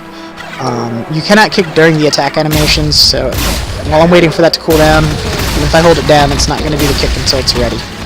So you do have to be careful with trying to spam kick or spam attack and then kick afterwards. You got to place your shots. I hate this map. Alright, so let's keep struggling through it. I still only have these two weapons.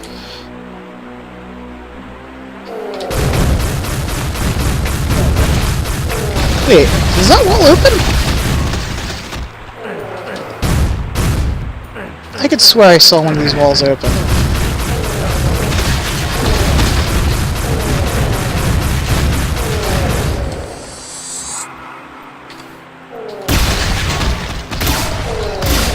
Another part of the reason, by the way, I have the shotgun the way it is that it can work as a backup weapon for when you are reloading your other weapons. I'm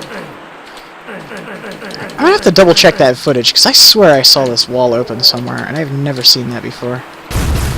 I might just be delirious right now. That is a very distinct possibility.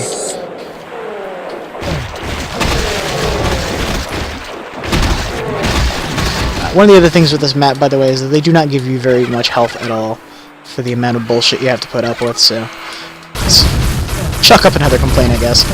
I'm gonna try to stop whining now. Nitro golems. I love that fade out effect, by the way. That was another thing that I did like early this morning, and I'm glad it came out the way it did, because it was pretty cool looking, if I do say so myself. Still need to work out that bug with it where they don't fade back in sometimes, but that's a quick fix. I just gotta find the code and snib like a crab I am. Alright, so let's go ahead and throw a bomb in there, because why not?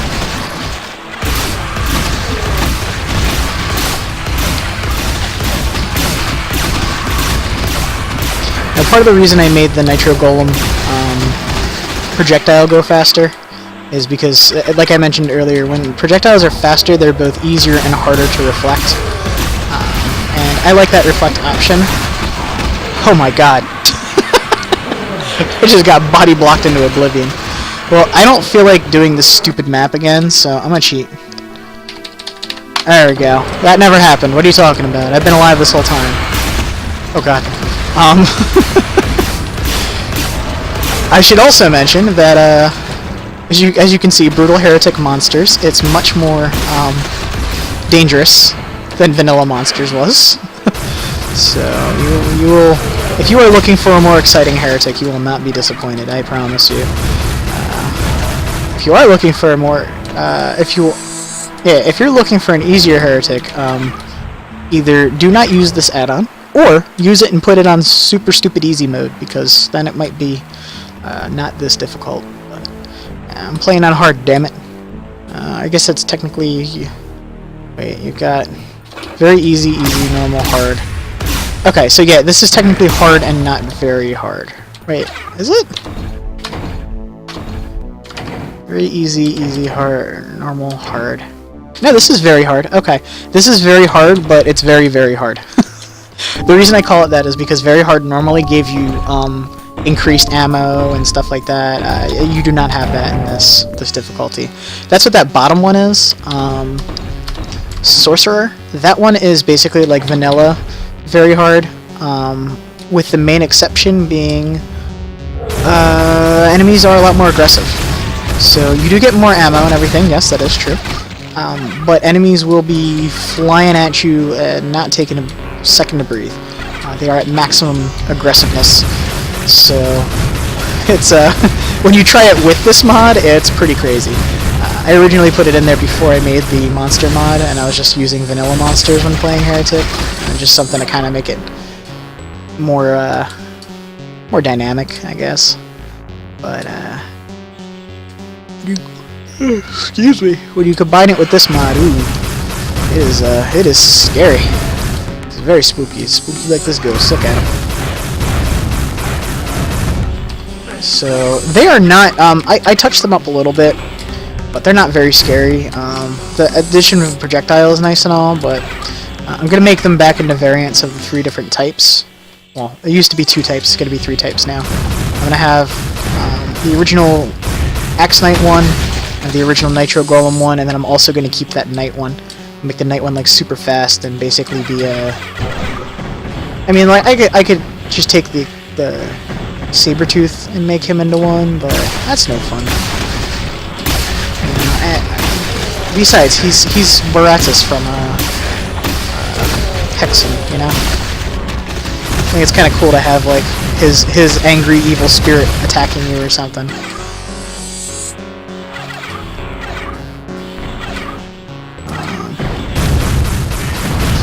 God, all these sea sound calls. Good lord, I might have to turn them down a bit.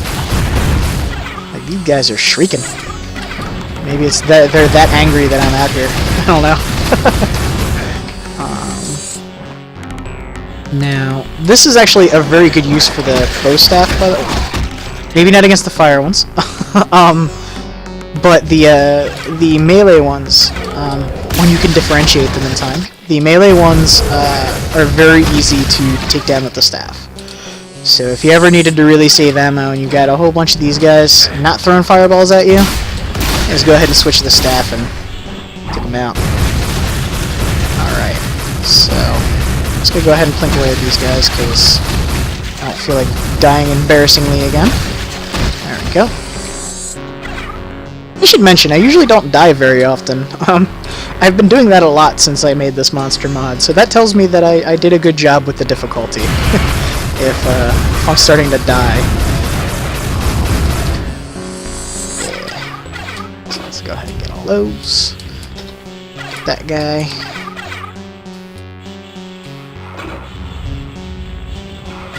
Okay, I'm gonna go ahead and go ham on this. So we'll put a gravity bomb there. Circle strafe. The gas bomb there. Kind of lead the enemies into it. Yeah. Yeah. There you go.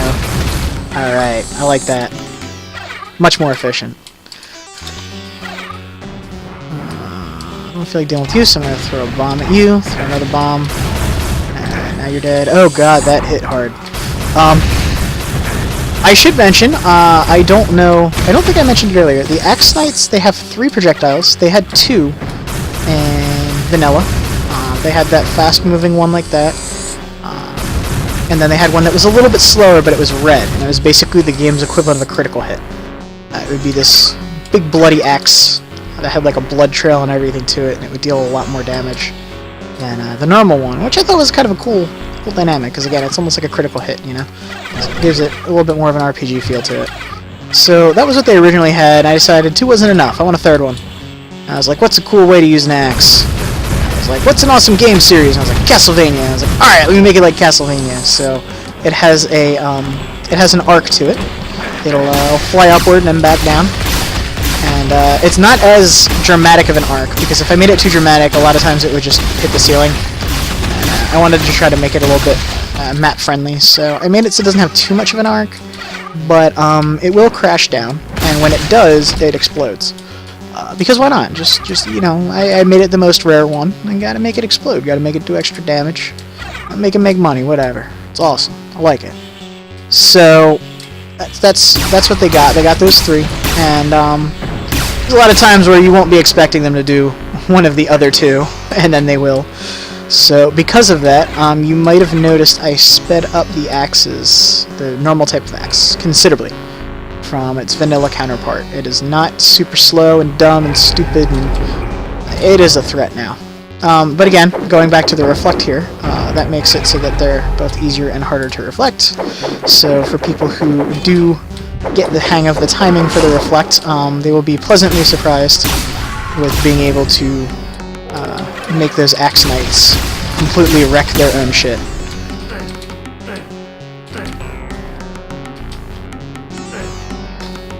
Not even anything in that one. I don't even bother. Now, for these ghosts, though, in these really tight corners, I like to use the Super Shotgun mode and just kind of... boom! Not dealing with that. Wow. Haven't really gotten any items, have I? That's alright. I'm getting a Dragon Claw soon. Ammo for it. There's a map, because maps are awesome. Here we go. Alright. Part of the reason I like jump is because there's some really convoluted long puzzle for this, and I always forget what it is, so just jump over that sarcophagus, because I don't want to go through all that stuff just for a backpack. Backpacks are awesome. Don't make me do all that extra work. Let's go ahead and reflect these.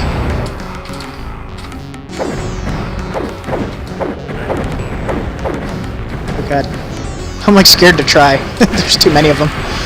Alright, never mind. I'm gonna go ahead and thin out this herd a little bit before I start reflecting. There we go. So, yeah. Oh god. So yeah, making the different angles and speeds for them makes this a lot more of a risk-reward. Whereas in the original vanilla Axe Knight, you could just sit there and you could basically do it rhythmically, and you'd reflect every single one perfectly. So I wanted to try to make it a little bit more dangerous to do something so badass. Yeah. Oh my god, I used to never use the Dragon Claw, by the way, but I mean, when I saw how it was in vanilla, well yeah, saying that, vanilla Brutal Heretic, I thought it felt a lot better than the little pew pew zing zing version that was in the original vanilla. So I decided to keep going with it and, you know, see where it led me. I got this awesome monstrosity of a weapon. Alright, I could use that crater. That will be very handy. Indeed dandy indeed. Wait, okay, this is not looking spectacular, so let's go ahead and take these guys out with the normal crossbow mode.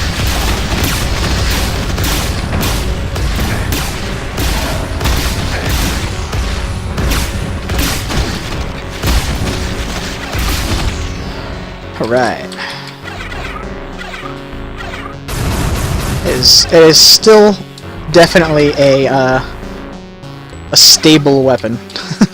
If you do not like the ups and downs of reloading in chaos, the crossbow will always be your backup friend. It definitely has its uses where it does not do a very good job, especially with long distance, but you know, it's a very well balanced weapon, especially with its 2 modes now. I feel like it definitely gave it a little bit more versatility than it had before. Yeah, that is so satisfying. Alright, that's right, it's this side.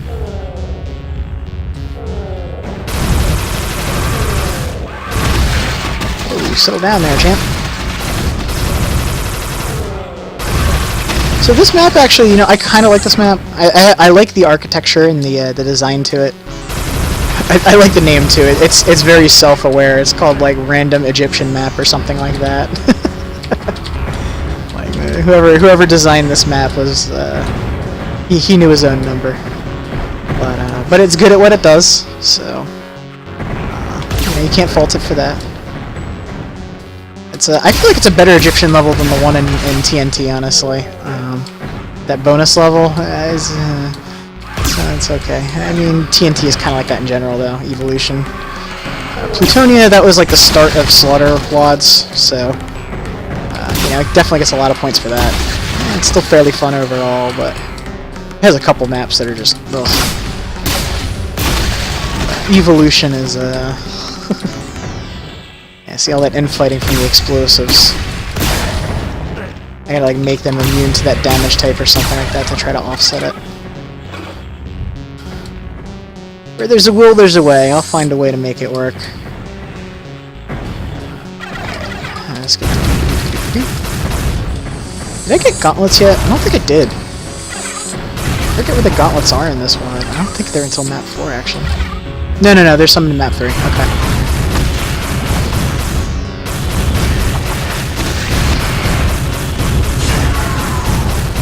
I've been trying to stay away from them for the most part, but honestly, the gauntlets are incredibly powerful in this mod. I tried to make it so that the melee weapons are less of a last resort and more of like, you might want to deal with melee. Especially when you're dealing with, you know, crowds of gargoyles that are swarming you. The melee can probably put them down faster than a lot of the ranged weapons, and for free. So, they are, you know, they definitely have their uses. More so than they did in vanilla, because you would constantly, like, it would keep resetting enemies back to the beginning of their attack state. So it was like, it wasn't like you were putting them in a pain state, it was like you were putting them in a smack me in the face again state. So I didn't find that very effective.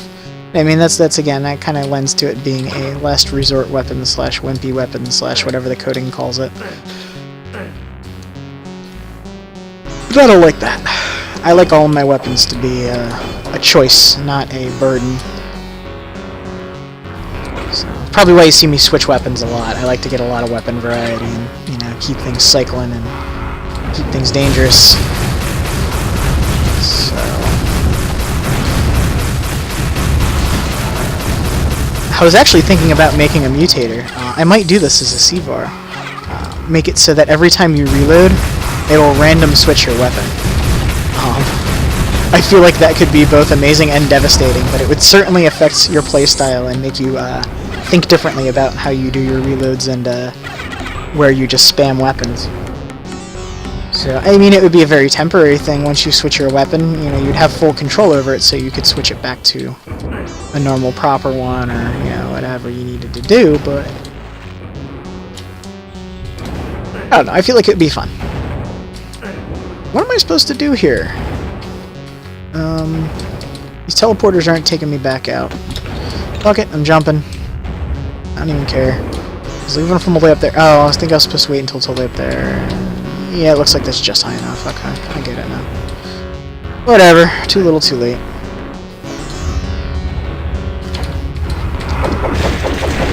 So let's go ahead and get all that armor back. I think I was mentioning earlier and never got to actually illustrate.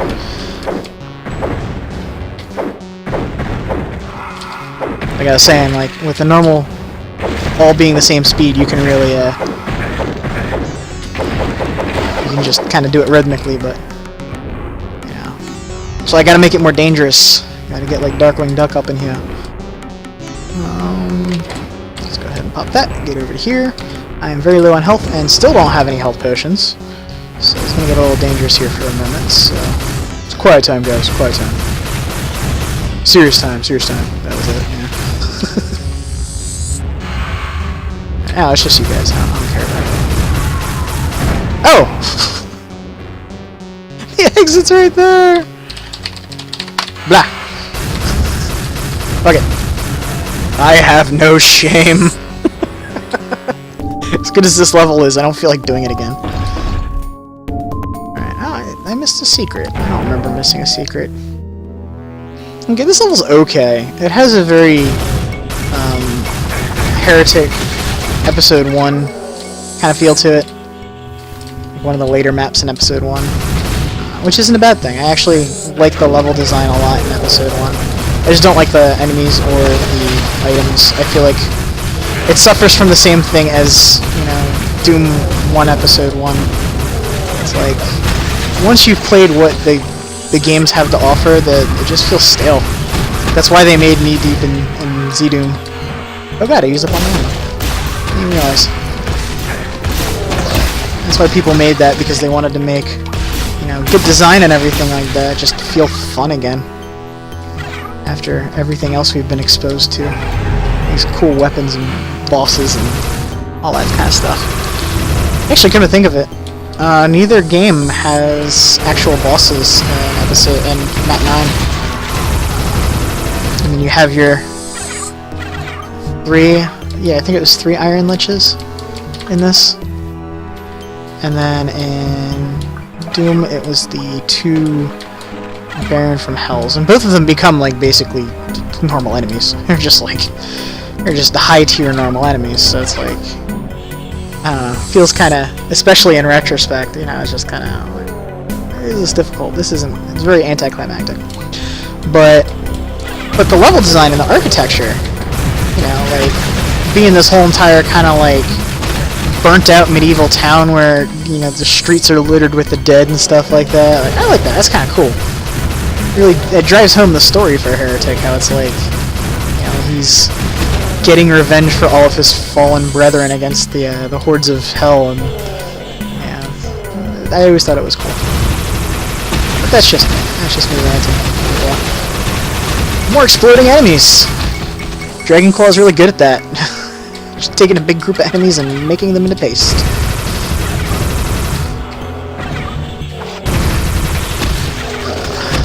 Using up all my ammo for it, but I gotta be careful.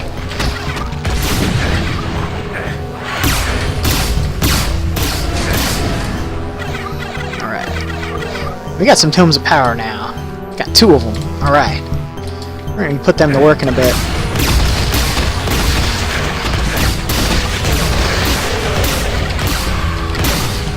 Right now I'm just gonna kinda manage this normally. Because while there are many, they are weak.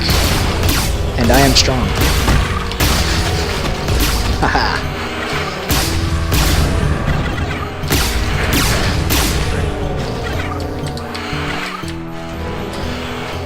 Alright. Level 5. Alright, now we got our gold 1 bomb. Now we're back in business. So this weapon just got a lot more useful again. And that's kind of the system I was going with the reloads. Like, the reloads were originally in a similar progression. I worked some of them around a little bit and kind of made it so that the later ones were just more powerful because they were later. But it kind of gives a rotating feel to what, like, you know, you generally want to ask yourself, what is my best weapon right now? Like, what do I want to have out when I don't know what's ahead of me? And I feel like having it so that the alt fires kind of rotate like that, it kind of gives it a good feel for that. So you could just make it so that you get all of them at a certain level, or like put them in groups, or, you know, just something like that. Make it some other system. But again, it originally had a system that was very similar to this. I just decided to adapt it to match everything in my design.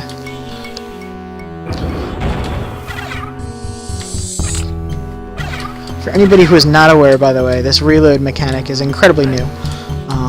There's actually only been one I did one recorded playtest of it, and I have a couple of sample videos of reloads and stuff like that as I was making them, but for the most part, this is very uncharted territory. And that said, I'm pretty pleased with how well I'm adapting to it. I only actually ran out of ammo like once, and that was because I just straight up wasn't paying attention to how much I had. So I think it's a good balance for Heretic, especially for Doom. I mean, just like with the other stuff you saw in Doom, it's still a little bit of a buggy mess. Definitely still needs some work, but that's exactly why I playtest these things. So I decided to forego extensive playtesting in some of my first releases. That's part of the reason why some of the releases were like a few days later. Because I would find like 5 bugs in the thing I just released and then try to make a whole bunch of things to make the update worth it. So, I want to do less of that. I want to do my updates more in like a, you know, probably, I would say a month or so in between releases. Probably a loose number to shoot for, maybe more, maybe less, I don't know. Something like that, I'm sure. Before I go in there, I'm going to go ahead and get all these secrets. So there's my gauntlets. Gauntlets are badass. Gauntlets are effective. You might take a little bit of damage, but you'll certainly deal a whole lot more in the process. Secret took me a while. Because I was wondering, I was like, oh wait, it's kind of like a shooting range. And that looks like it's a little off. And I kept trying to open all these, and then that one opened. I was like, oh, that's clever. I like that.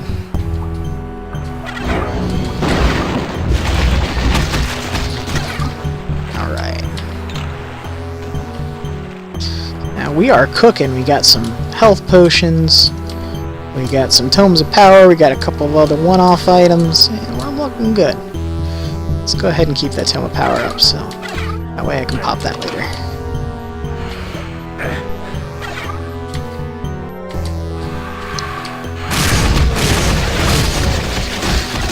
Oh, that is so satisfying.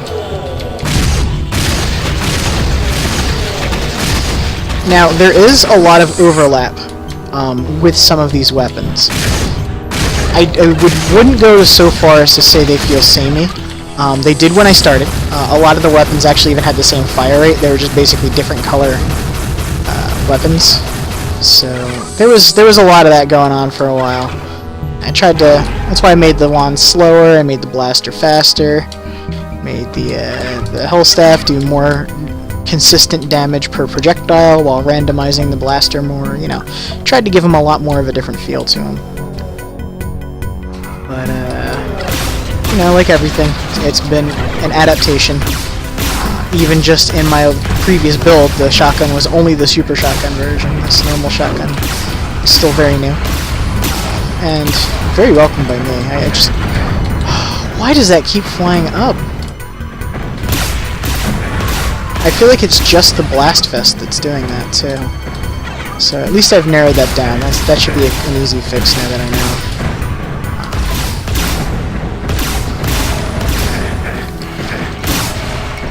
Let's go ahead and use the Super Shotty version.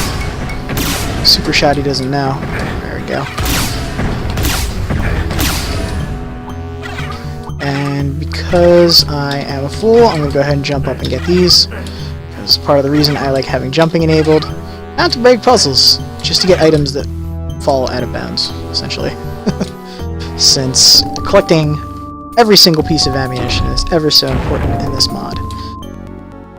Town of Witchcraft. Okay, this is the map I was referring to, and it is the reason why I'm not going to be doing the rest of this episode on this playtest, because this map is gigantic. I'm going to sit here and get my reload, set that back to normal shotgun mode. Let's see, this is probably a situation where I am going to fly, but to drive things home, I'm going to do one lap first without flying. Then I'm going to pop a tome of power, start flying, and start killing things.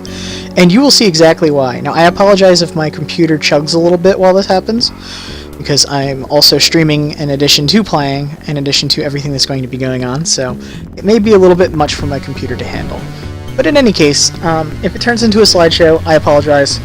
all the more reason for me to wipe out as many enemies as fast as possible. Without further ado, here we go. So, this map is huge. There are a lot of enemies. A lot of them can't even see me yet, so I'm going to fire a few shots to kind of wake them up.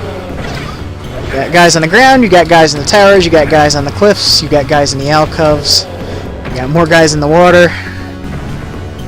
More of them, more of them, more of them up there, more up there. I might not even survive this run, just around the map. And get these health.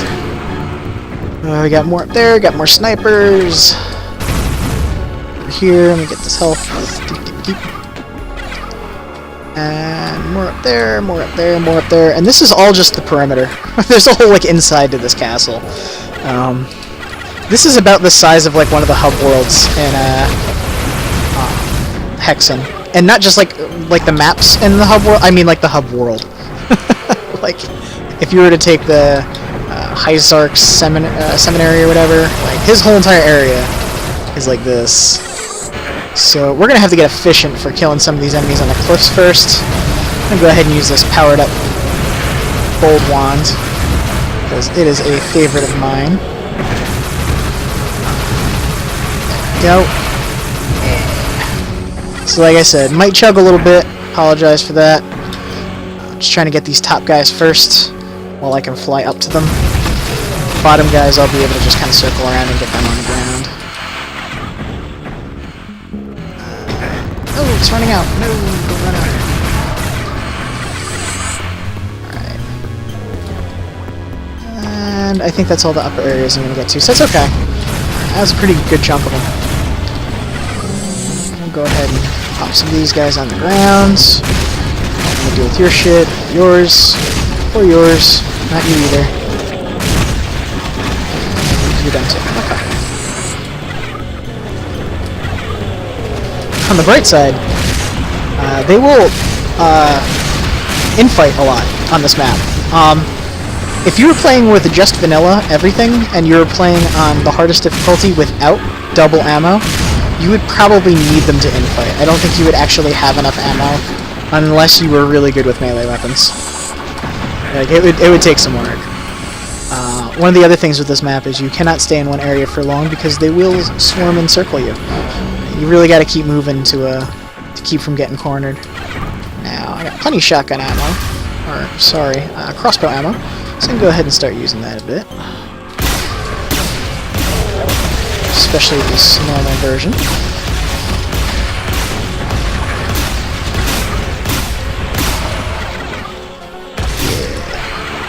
Get some of these flasks. Now, you might have noticed the plasma ammo looks correct in this game. A buddy of mine had actually done a little bit of rework on the sprite to make it smoother. So I plugged it in, but unfortunately it was still using the Heretic palette. It wasn't in true color. So that's why in Doom it shows up really weird, but since it's already using the same palette for this game, it comes up correct. So that's something I'll be fixing. I just have to true color adapt it. It'll take like 5 seconds. I just forgot to do that. Told me about it earlier too. I'm just being stupid. Okay, I think we can go up here and get these now. Oh, hey, there you guys. Yeah, you can all die. Okay, thanks, bye. God, there's still too many of them. It's alright, I made it. Now, I know I've had the flasks in a few versions now, but for anybody who hasn't quite gotten the hang of them, the red one is the gravity bomb, the blue one is the poison cloud, and then the green one is the explosive. Now, a lot of people would assume the poison one would be green, but the thrown one was green, so instead of recoloring yet another one, I decided to just kind of roll with it. I was going to make them match the colors for the keys, but unfortunately the key colors are different depending on the IWAD. So I may do that in a future version and kind of retool it a little bit, but it's not exactly a terribly high priority because it's going to change with every game you play. So I figure, you know, people can live with it. It's polish. It's not core gameplay. So by the time I get my release build, I do plan to have that right now. that will be in at least the 1.0 release. We're still on 0.8 though. We got room to work with. We're still trying things out. We're still getting a hang of stuff. Getting some fun ideas. Some of these ideas I just came up with days ago, just in a sleep-deprived, drunken stupor. I said, hey, it would be cool if when I took this reload, basically changed out the mace head, made it like shoot the spikes everywhere and stuff, and then I did it, and it came out good. At least I think so. Probably think it looks like garbage, but you were entitled to that opinion. Now, Ophidian, yeah! So that's that spiral I was talking about. Check it out. Yeah! Now, his projectile also speeds up as well.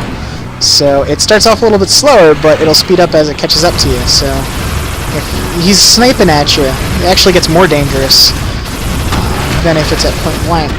Now, his projectiles, I believe, can be reflected, but they are very tricky to reflect, though. I pretty much never try to because of how tight of a spread they're in. Go ahead and see if I can pop one. Yeah, there we go. We can reflect it. Look at it go. It's kind of flying off into the horizon. I'm going to go ahead and just cheese these guys to get some armor. It is worth noting that if you do not have any armor, you will not get good armor doing that. I purposely made it so that you only get the basic armor pickup, which is the super junky, like, it just replaces a little bit of health one.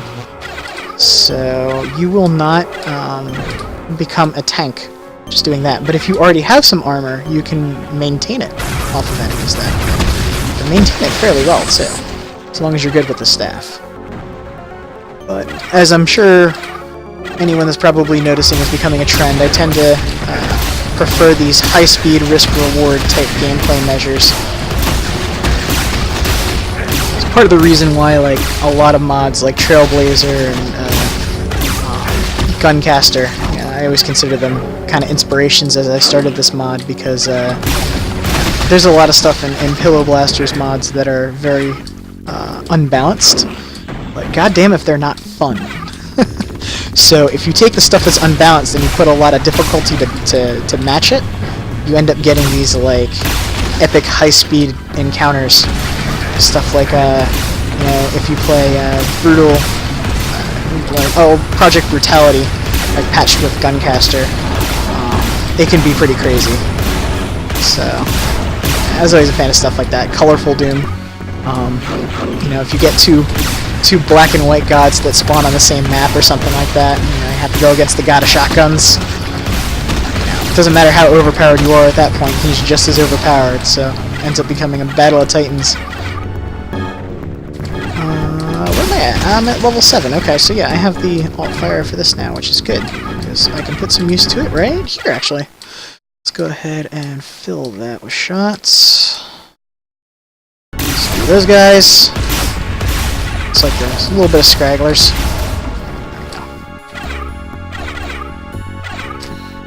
I'm starting to run a little low on ammo for it, though.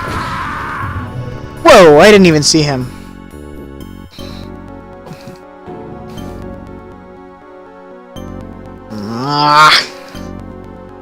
God damn it. Alright. Time to be a scrub again. Resurrect. Have to pay more attention. You know what? I'm gonna keep the chaos device handy just in case that happens again. Oh wow, there he is. Yeah, I couldn't even see him. Jesus. I think I have to play on normal lighting because I'm bad at games. I'm bad at video games. This jump was actually my inspiration for that floating gravity decrease thing with the staff. Because, like, you can do the jump to make it, but they didn't want you to do that. They wanted you to place this, like, perfect. So instead, I decided to meet halfway and do this. Haha, yeah.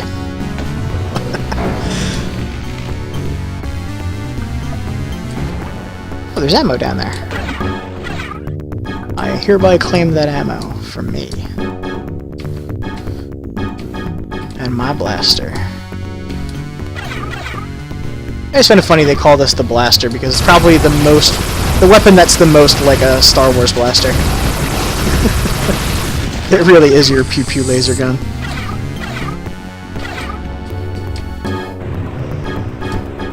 For anybody that's not familiar, blaster is the technical term for it.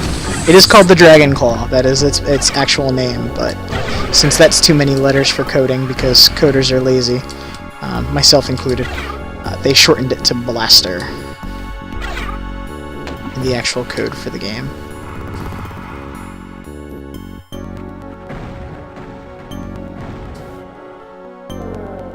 Oh, slight amount of quiet for a moment. Almost makes me forget I'm in hell. There was armor up there! I'm running back and getting that armor. I am not wasting that. Let me get this ammo first, though. Collect this ammo and shoot this guy until he dies.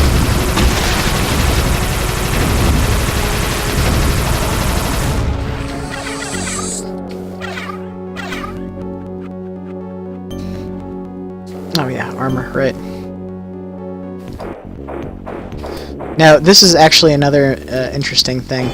If you choose armor like I did before, it is actually against your best interests. Because now that I have that bad armor, I have to wait until that runs out before I can start to pick up armor that has better health mitigation.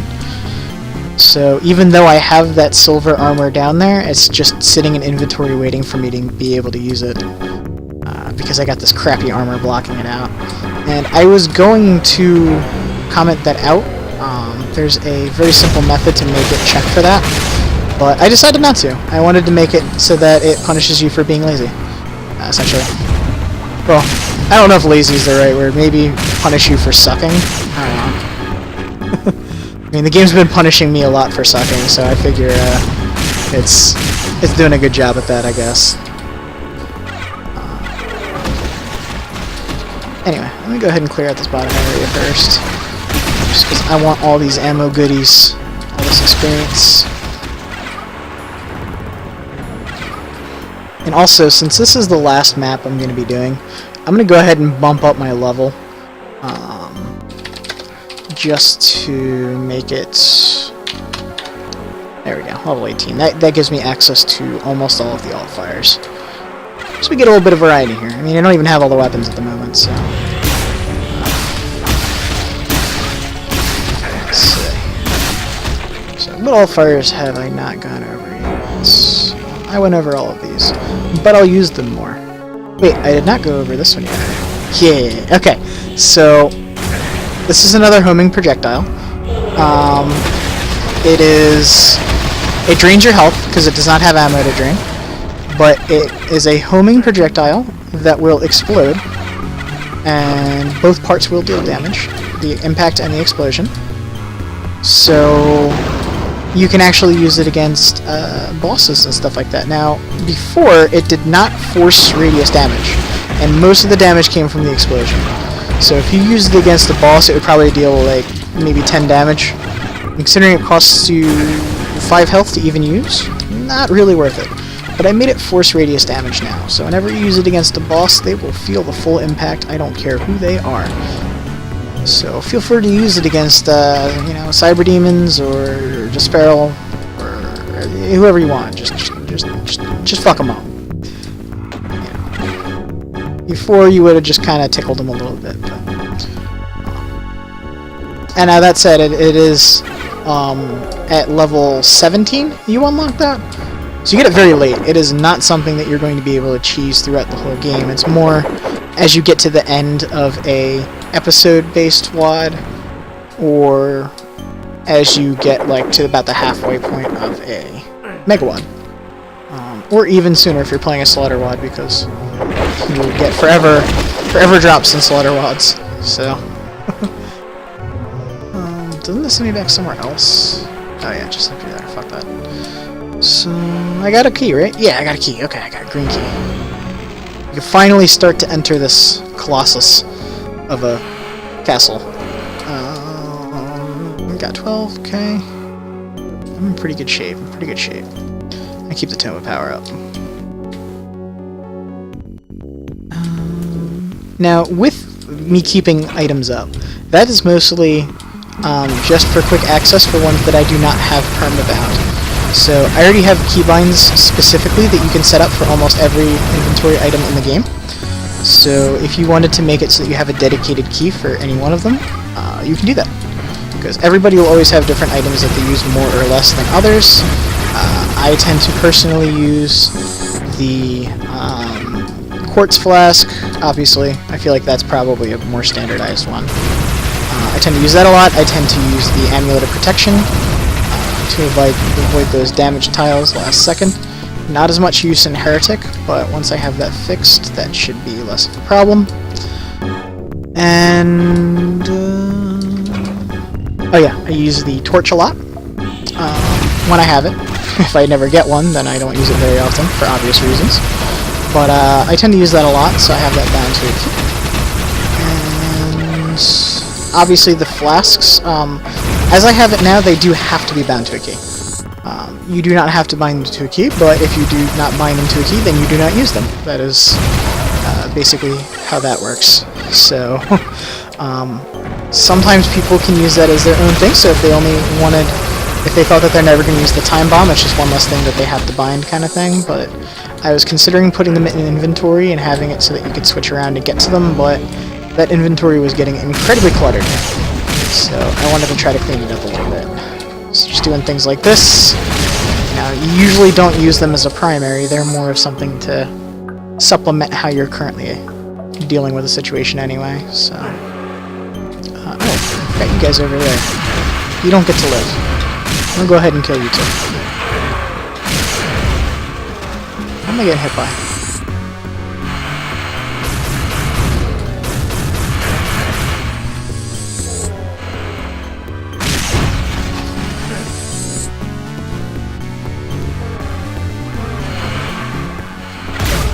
There you are. Yeah, that's right.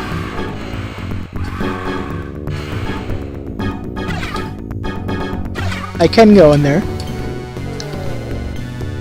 but I choose not to. I don't think I can get in there yet. This is another map that jumps really break, but I'm gonna go ahead and wait until I naturally earn the Wings of Wrath on this level to start fucking around like that.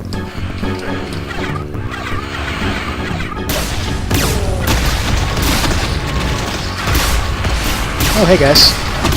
Oh, hi, Mark. Gas Cloud is fantastic for groups of melee enemies, by the way. I was thinking about giving them a specific pain state so that they would run away from the Gas Cloud, but I don't know. We'll see.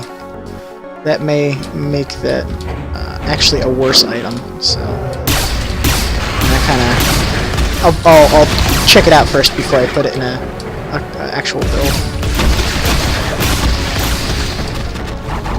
Let's go ahead and get a little bit more health. Now, one of the things you might have noticed is that when you level up, it will reset your health to maximum. So whatever your current maximum is, which again does go up with your level, that is what your health will be set to. Now, because I gave myself a bunch of free levels, that is not happening anymore, so I have to manage my health a lot more, because you can kind of get free healing items if you are crafty about it as you're leveling up. But once you get to a max level or a very high level, and the levels start to get slow, if at all, you don't get that crutch anymore, so... kind of balances out as another type of self... oh! That hurt. Alright, we're gonna go ahead and alt-fire this. Yeah. That alt-fire was another one that was hard to figure out at first, because I kept running into problems where it would work, and then once you fired it would turn off, or it would never turn off ever. So that led to a lot of problems, but I'm glad I ironed it out. I feel it is a very fine addition to this wonderful, wonderful mod. I don't know why all of those enemies were here, though. I could swear they were, like, locked in a room or something.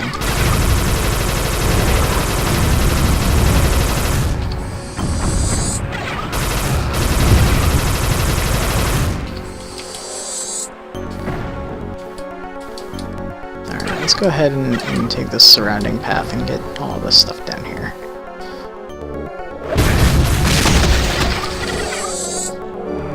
I could swear I should have run into, like, at least the Phoenix Rod or the Hellstaff by now. Reset my armor. Dag nabbit. Let's go ahead and let's just fry these guys. Just 1,000 volts. Yeah. Okay. Since I was already down here, I'm just gonna hop. Time to take the side area. Get all this junk. So you guys. There we go. More quartz flasks. I can always use more of those. And this is why when I had that Wings of Wrath, I just flew up here and killed all those guys. Because they will keep pelting you for what seems like an eternity. So I didn't have any patience for that. But normally you have to go through about half a level to get a Wings of Wrath. Or you could just sit there and try to snipe them from a distance, which is incredibly boring, especially for a playtest like this. So that's why I decided to not do that and just go hand instead. And I'm glad for that.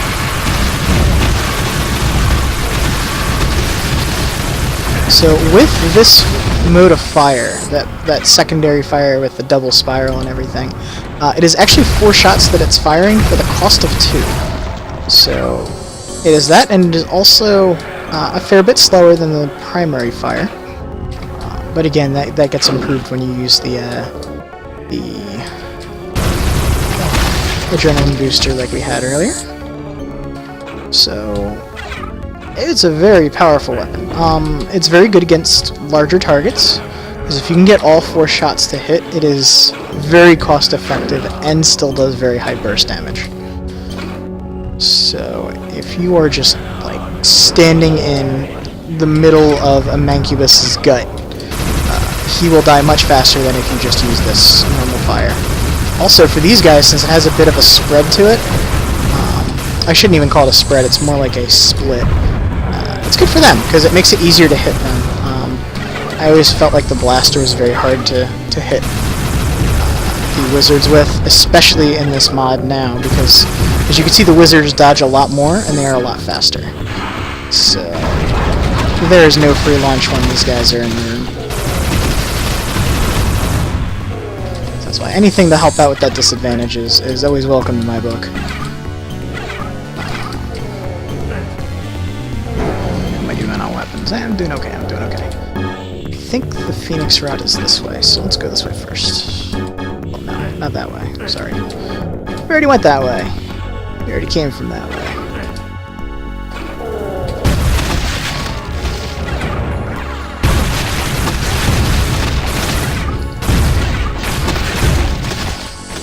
Now, surprisingly, I had actually toned down the blood particles, and there's still quite a few. A friend of mine had told me it kind of caused his computer to choke up a little bit when combined with the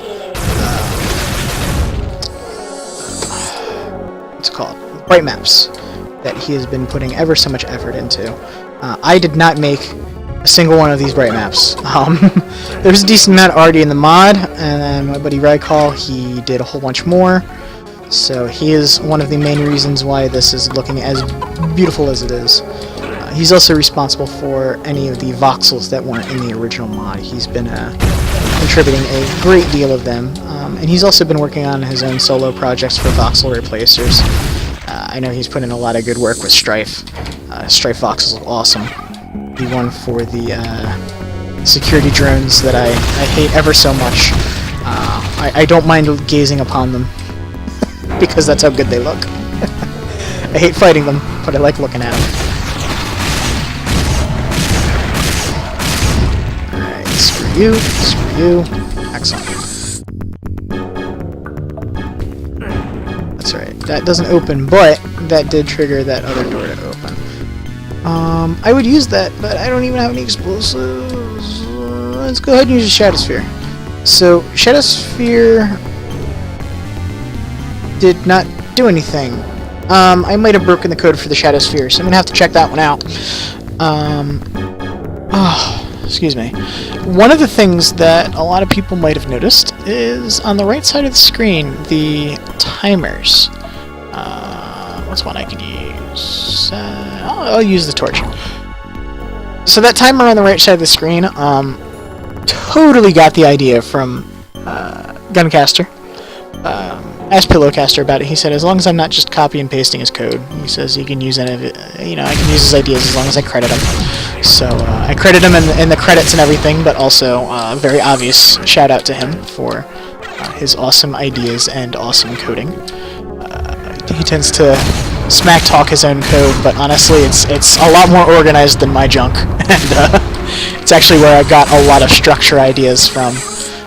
There were a lot of things that I was making a lot of redundancies about. But I just kind of looked at his code and I was like, oh shit, you can do that in like 3 lines. What the hell am I doing? So, absolute shoutouts to him.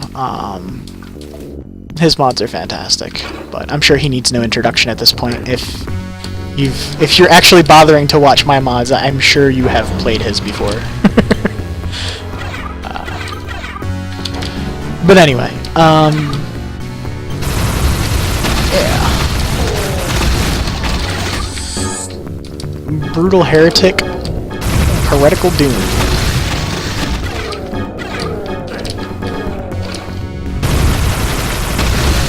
I feel bad these Ophidians, I keep like wiping them off the map before they get to pose a threat.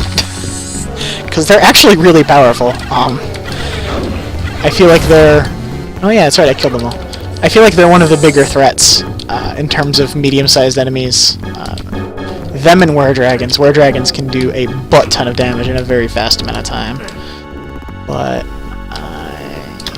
if you never give them a chance to fire, then how are they gonna shoot you?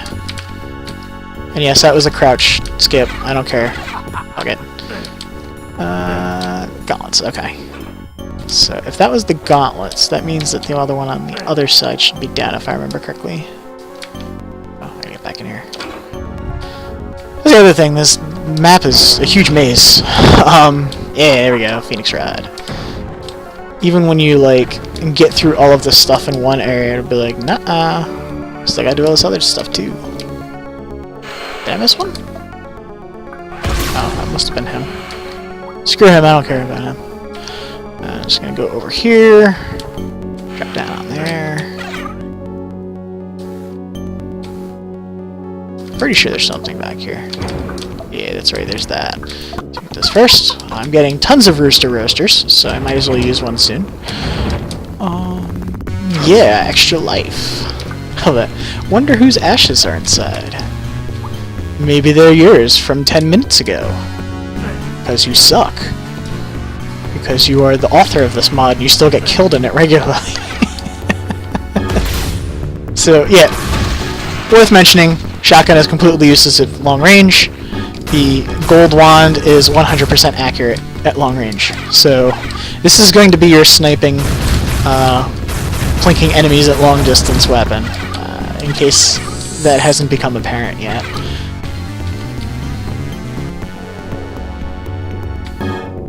I tend to be bad at explaining things, so that's why I get a little redundant sometimes. I still only have the one key.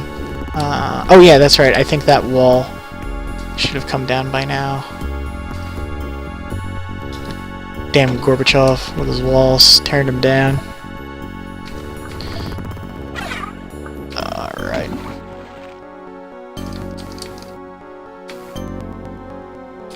Oh, I might as well reload my new health staff here.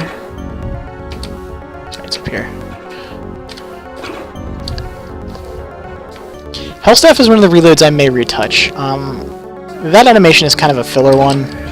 It's to the point, but I feel like it's kind of blunt. It's very bland. You can just kind of pop up the ammo and suck it into it. So I do plan to do something similar to it, but maybe with like more of like, I don't know, like a lightning effect coming from it or something, instead of just that weird electrical vacuum thing going on. I tend to be a little critical of my own work. Excuse me, I keep yawning. I'm sure that's lovely to hear for anybody who's actually watching this. But like I said, I have been putting a lot of effort into this mod, and that sometimes affects your sleep. Sometimes it doesn't, sometimes it does. Auto show either way. Let's go ahead and get these. All that juicy ammo, all that juicy experience. Oh, I'm gonna hit level 19 soon. I'm trying to remember, do I have something for level 19? Oh, I think that's where I have the Sid Wrath. I just want to make sure this is the same thing. It is, okay. Yeah, Sid Wrath I'm pretty sure is level 19. Did I miss a key? That was in here. It is. Why isn't it? What's going on? What didn't I do?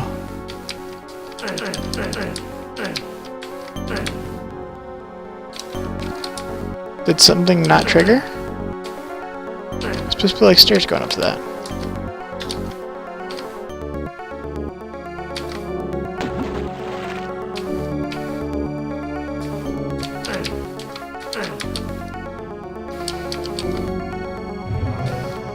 Nope. What did I miss?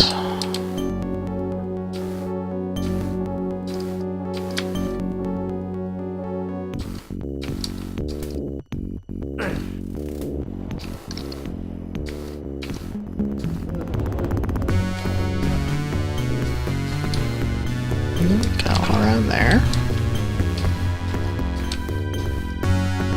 Got that one. Oh! This is where I missed. Yeah! I got a thing to do in here. Don't remember what it was. I think I already missed it. Oh, let's see if it's down. If it's not down, then there was a switch that I missed. But otherwise, it's just a trigger. Nope, I missed something. God damn it.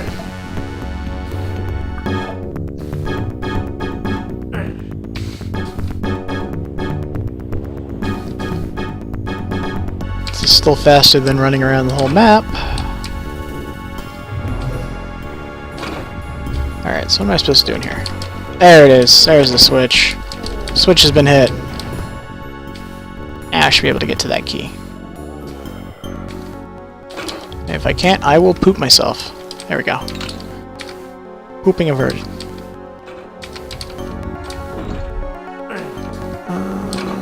Okay, now that I have the yellow key, I need to go to inside here.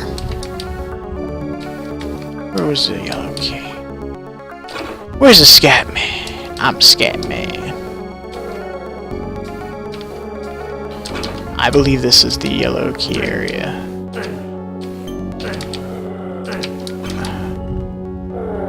Thought it was. Oh yeah, that's right. It's in there. Well, not down there. Here.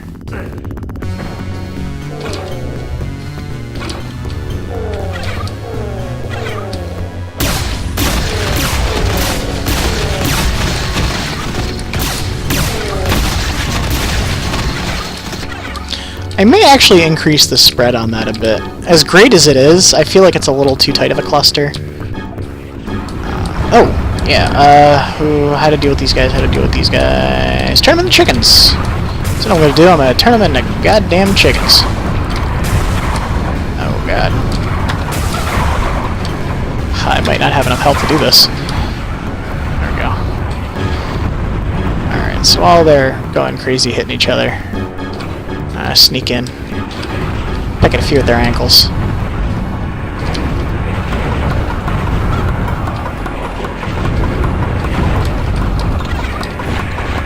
There we go. Now I can turn more into chickens. Ha ha ha ha.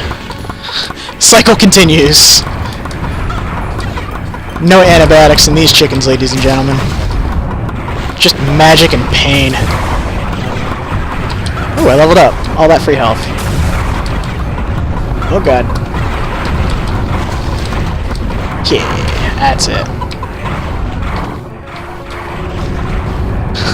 It's just such a chaotic power-up. I love it. let's go ahead and take some of these chumps out. Yeah, these are also a good enemy for the super shotgun variant, by the way, because if you get one, you get them hard. Like, as long as you actually tag one of these guys, it's probably going to take maybe 2 hits, and they're done. It's just, oh, it's so good. It's so good, I say. There's him. There you go. You're dead, too.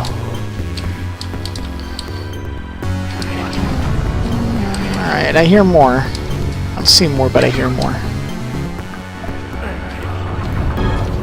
Went back up there? Bum. Come on! Kinda wishing I made one of these a hit scan.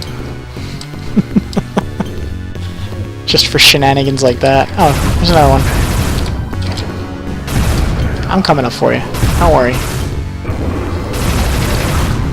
Got your number, chump. Deleted. Now then.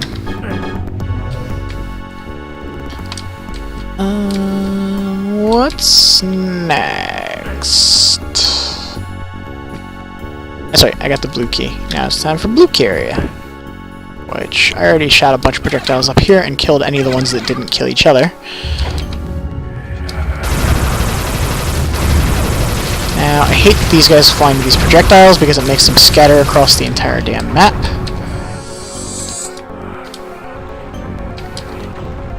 I don't have a Phoenix Rod yet, do I? Balls! This is going to be a chance for me to use Temp Power.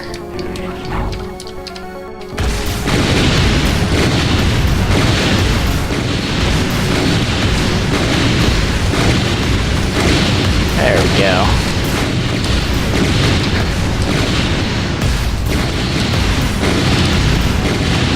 Alright, I think that carpet bombed that area enough. Just a tad, anyway. Is this the right one? It's not. Balls. Oh, but I can get into that area now, so I might as well just nuke this place while I still have this Temp Power.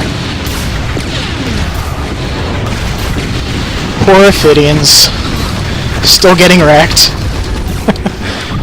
Oh god, now I'm getting wrecked. Like I was saying, if you give them a chance, they can be pretty damn dangerous.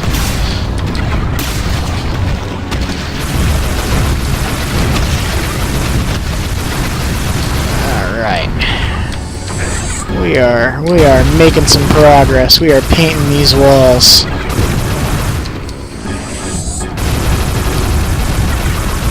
Magic and hopes and dreams.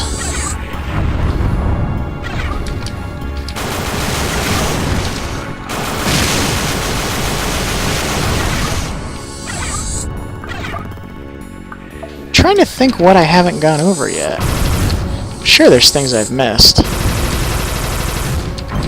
Some of it I'm just kind of taking for granted at this point because I've been seeing this mod for hours upon hours every day for months now. Just as I've been developing it.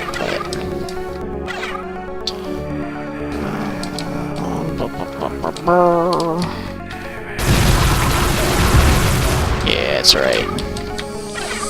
I do not care for your shenanigans, sir.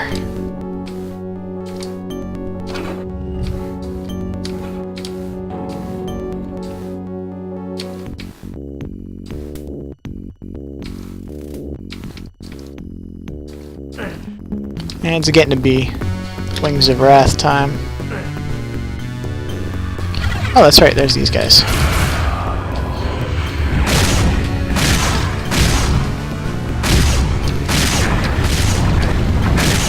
Oh my god, you guys are so annoying!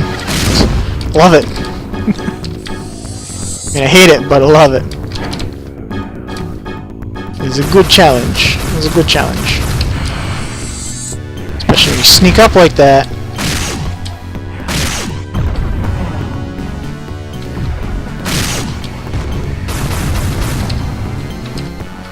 Oh god, I got ammo again. There we go. Yeah, dodge that. He really dropped a morpho of them. Alright, I'll go get it.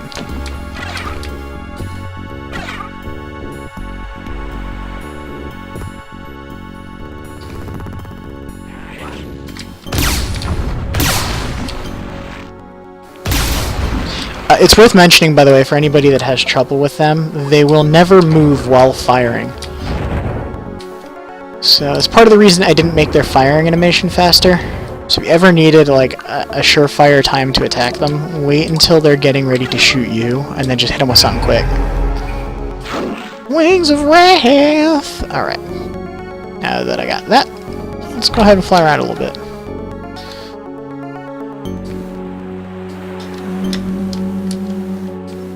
Oh, some more goodies up here. Yeah, goodies. I can go ahead and get this. Pretty sure there's a way to actually get those too without using the Wings of Wrath, but since I already have it, I already am using it. Why not? Same for why not just kill these guys?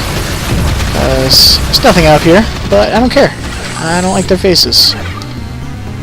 I want them to be not alive anymore. And so it is done. Now, I could use that Wings of Wrath, just skip up to that area, but I could also do the level regularly, which probably gonna do. What else did I miss? Oh, there's something on the other side. I don't know if I'm gonna have time to get it. Might need to use another wing. Oh, I got it. Yeah, give me that shield. Oh well. Actually, I think that's pretty much it for the level. I got all the keys, I got all the switches. If I go over to where the last thing is, it should drop down for me, I think.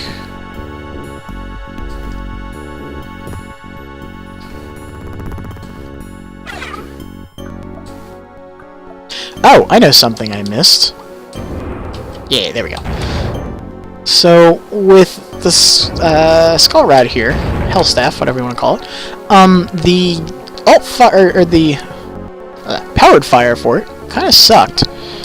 Wasn't really that great. I liked the design for it, especially the one that I did where it was like the shape of the heretic symbol, which is the crosshair, in case you're not familiar. But I liked that.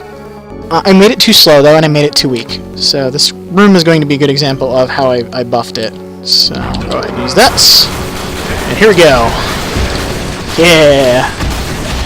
Now, since it uses up a lot of ammo, it actually still has a steady fire rate if you let it reload between shots. It's just a slower rate, as you can see.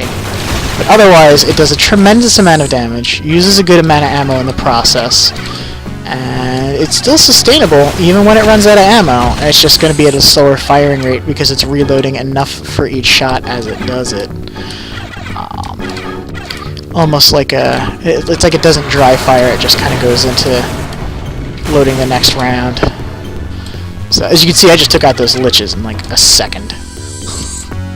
So it is fantastic, much like this level, much like I hope people think my mod is. And I hope this gave a good insight on a lot of the different design choices I've taken, and a lot of the progress I've made over the last couple builds. And also the monsters. The monsters mod that I'm going to be doing as an add-on that I'm obviously still working out the cross-compatibility bugs for. but you know, one that I think is going to start taking a good shape, especially as an add-on to the core mod. So after all of that, I thank anybody who actually watched this, either while I'm vid streaming it or just as like a video in my archives or something. And also anybody who has contributed or even just played this mod. It started off as just a decorate tutorial for me, and I'm happy with the progress I'm making. So thank you everybody. Good night.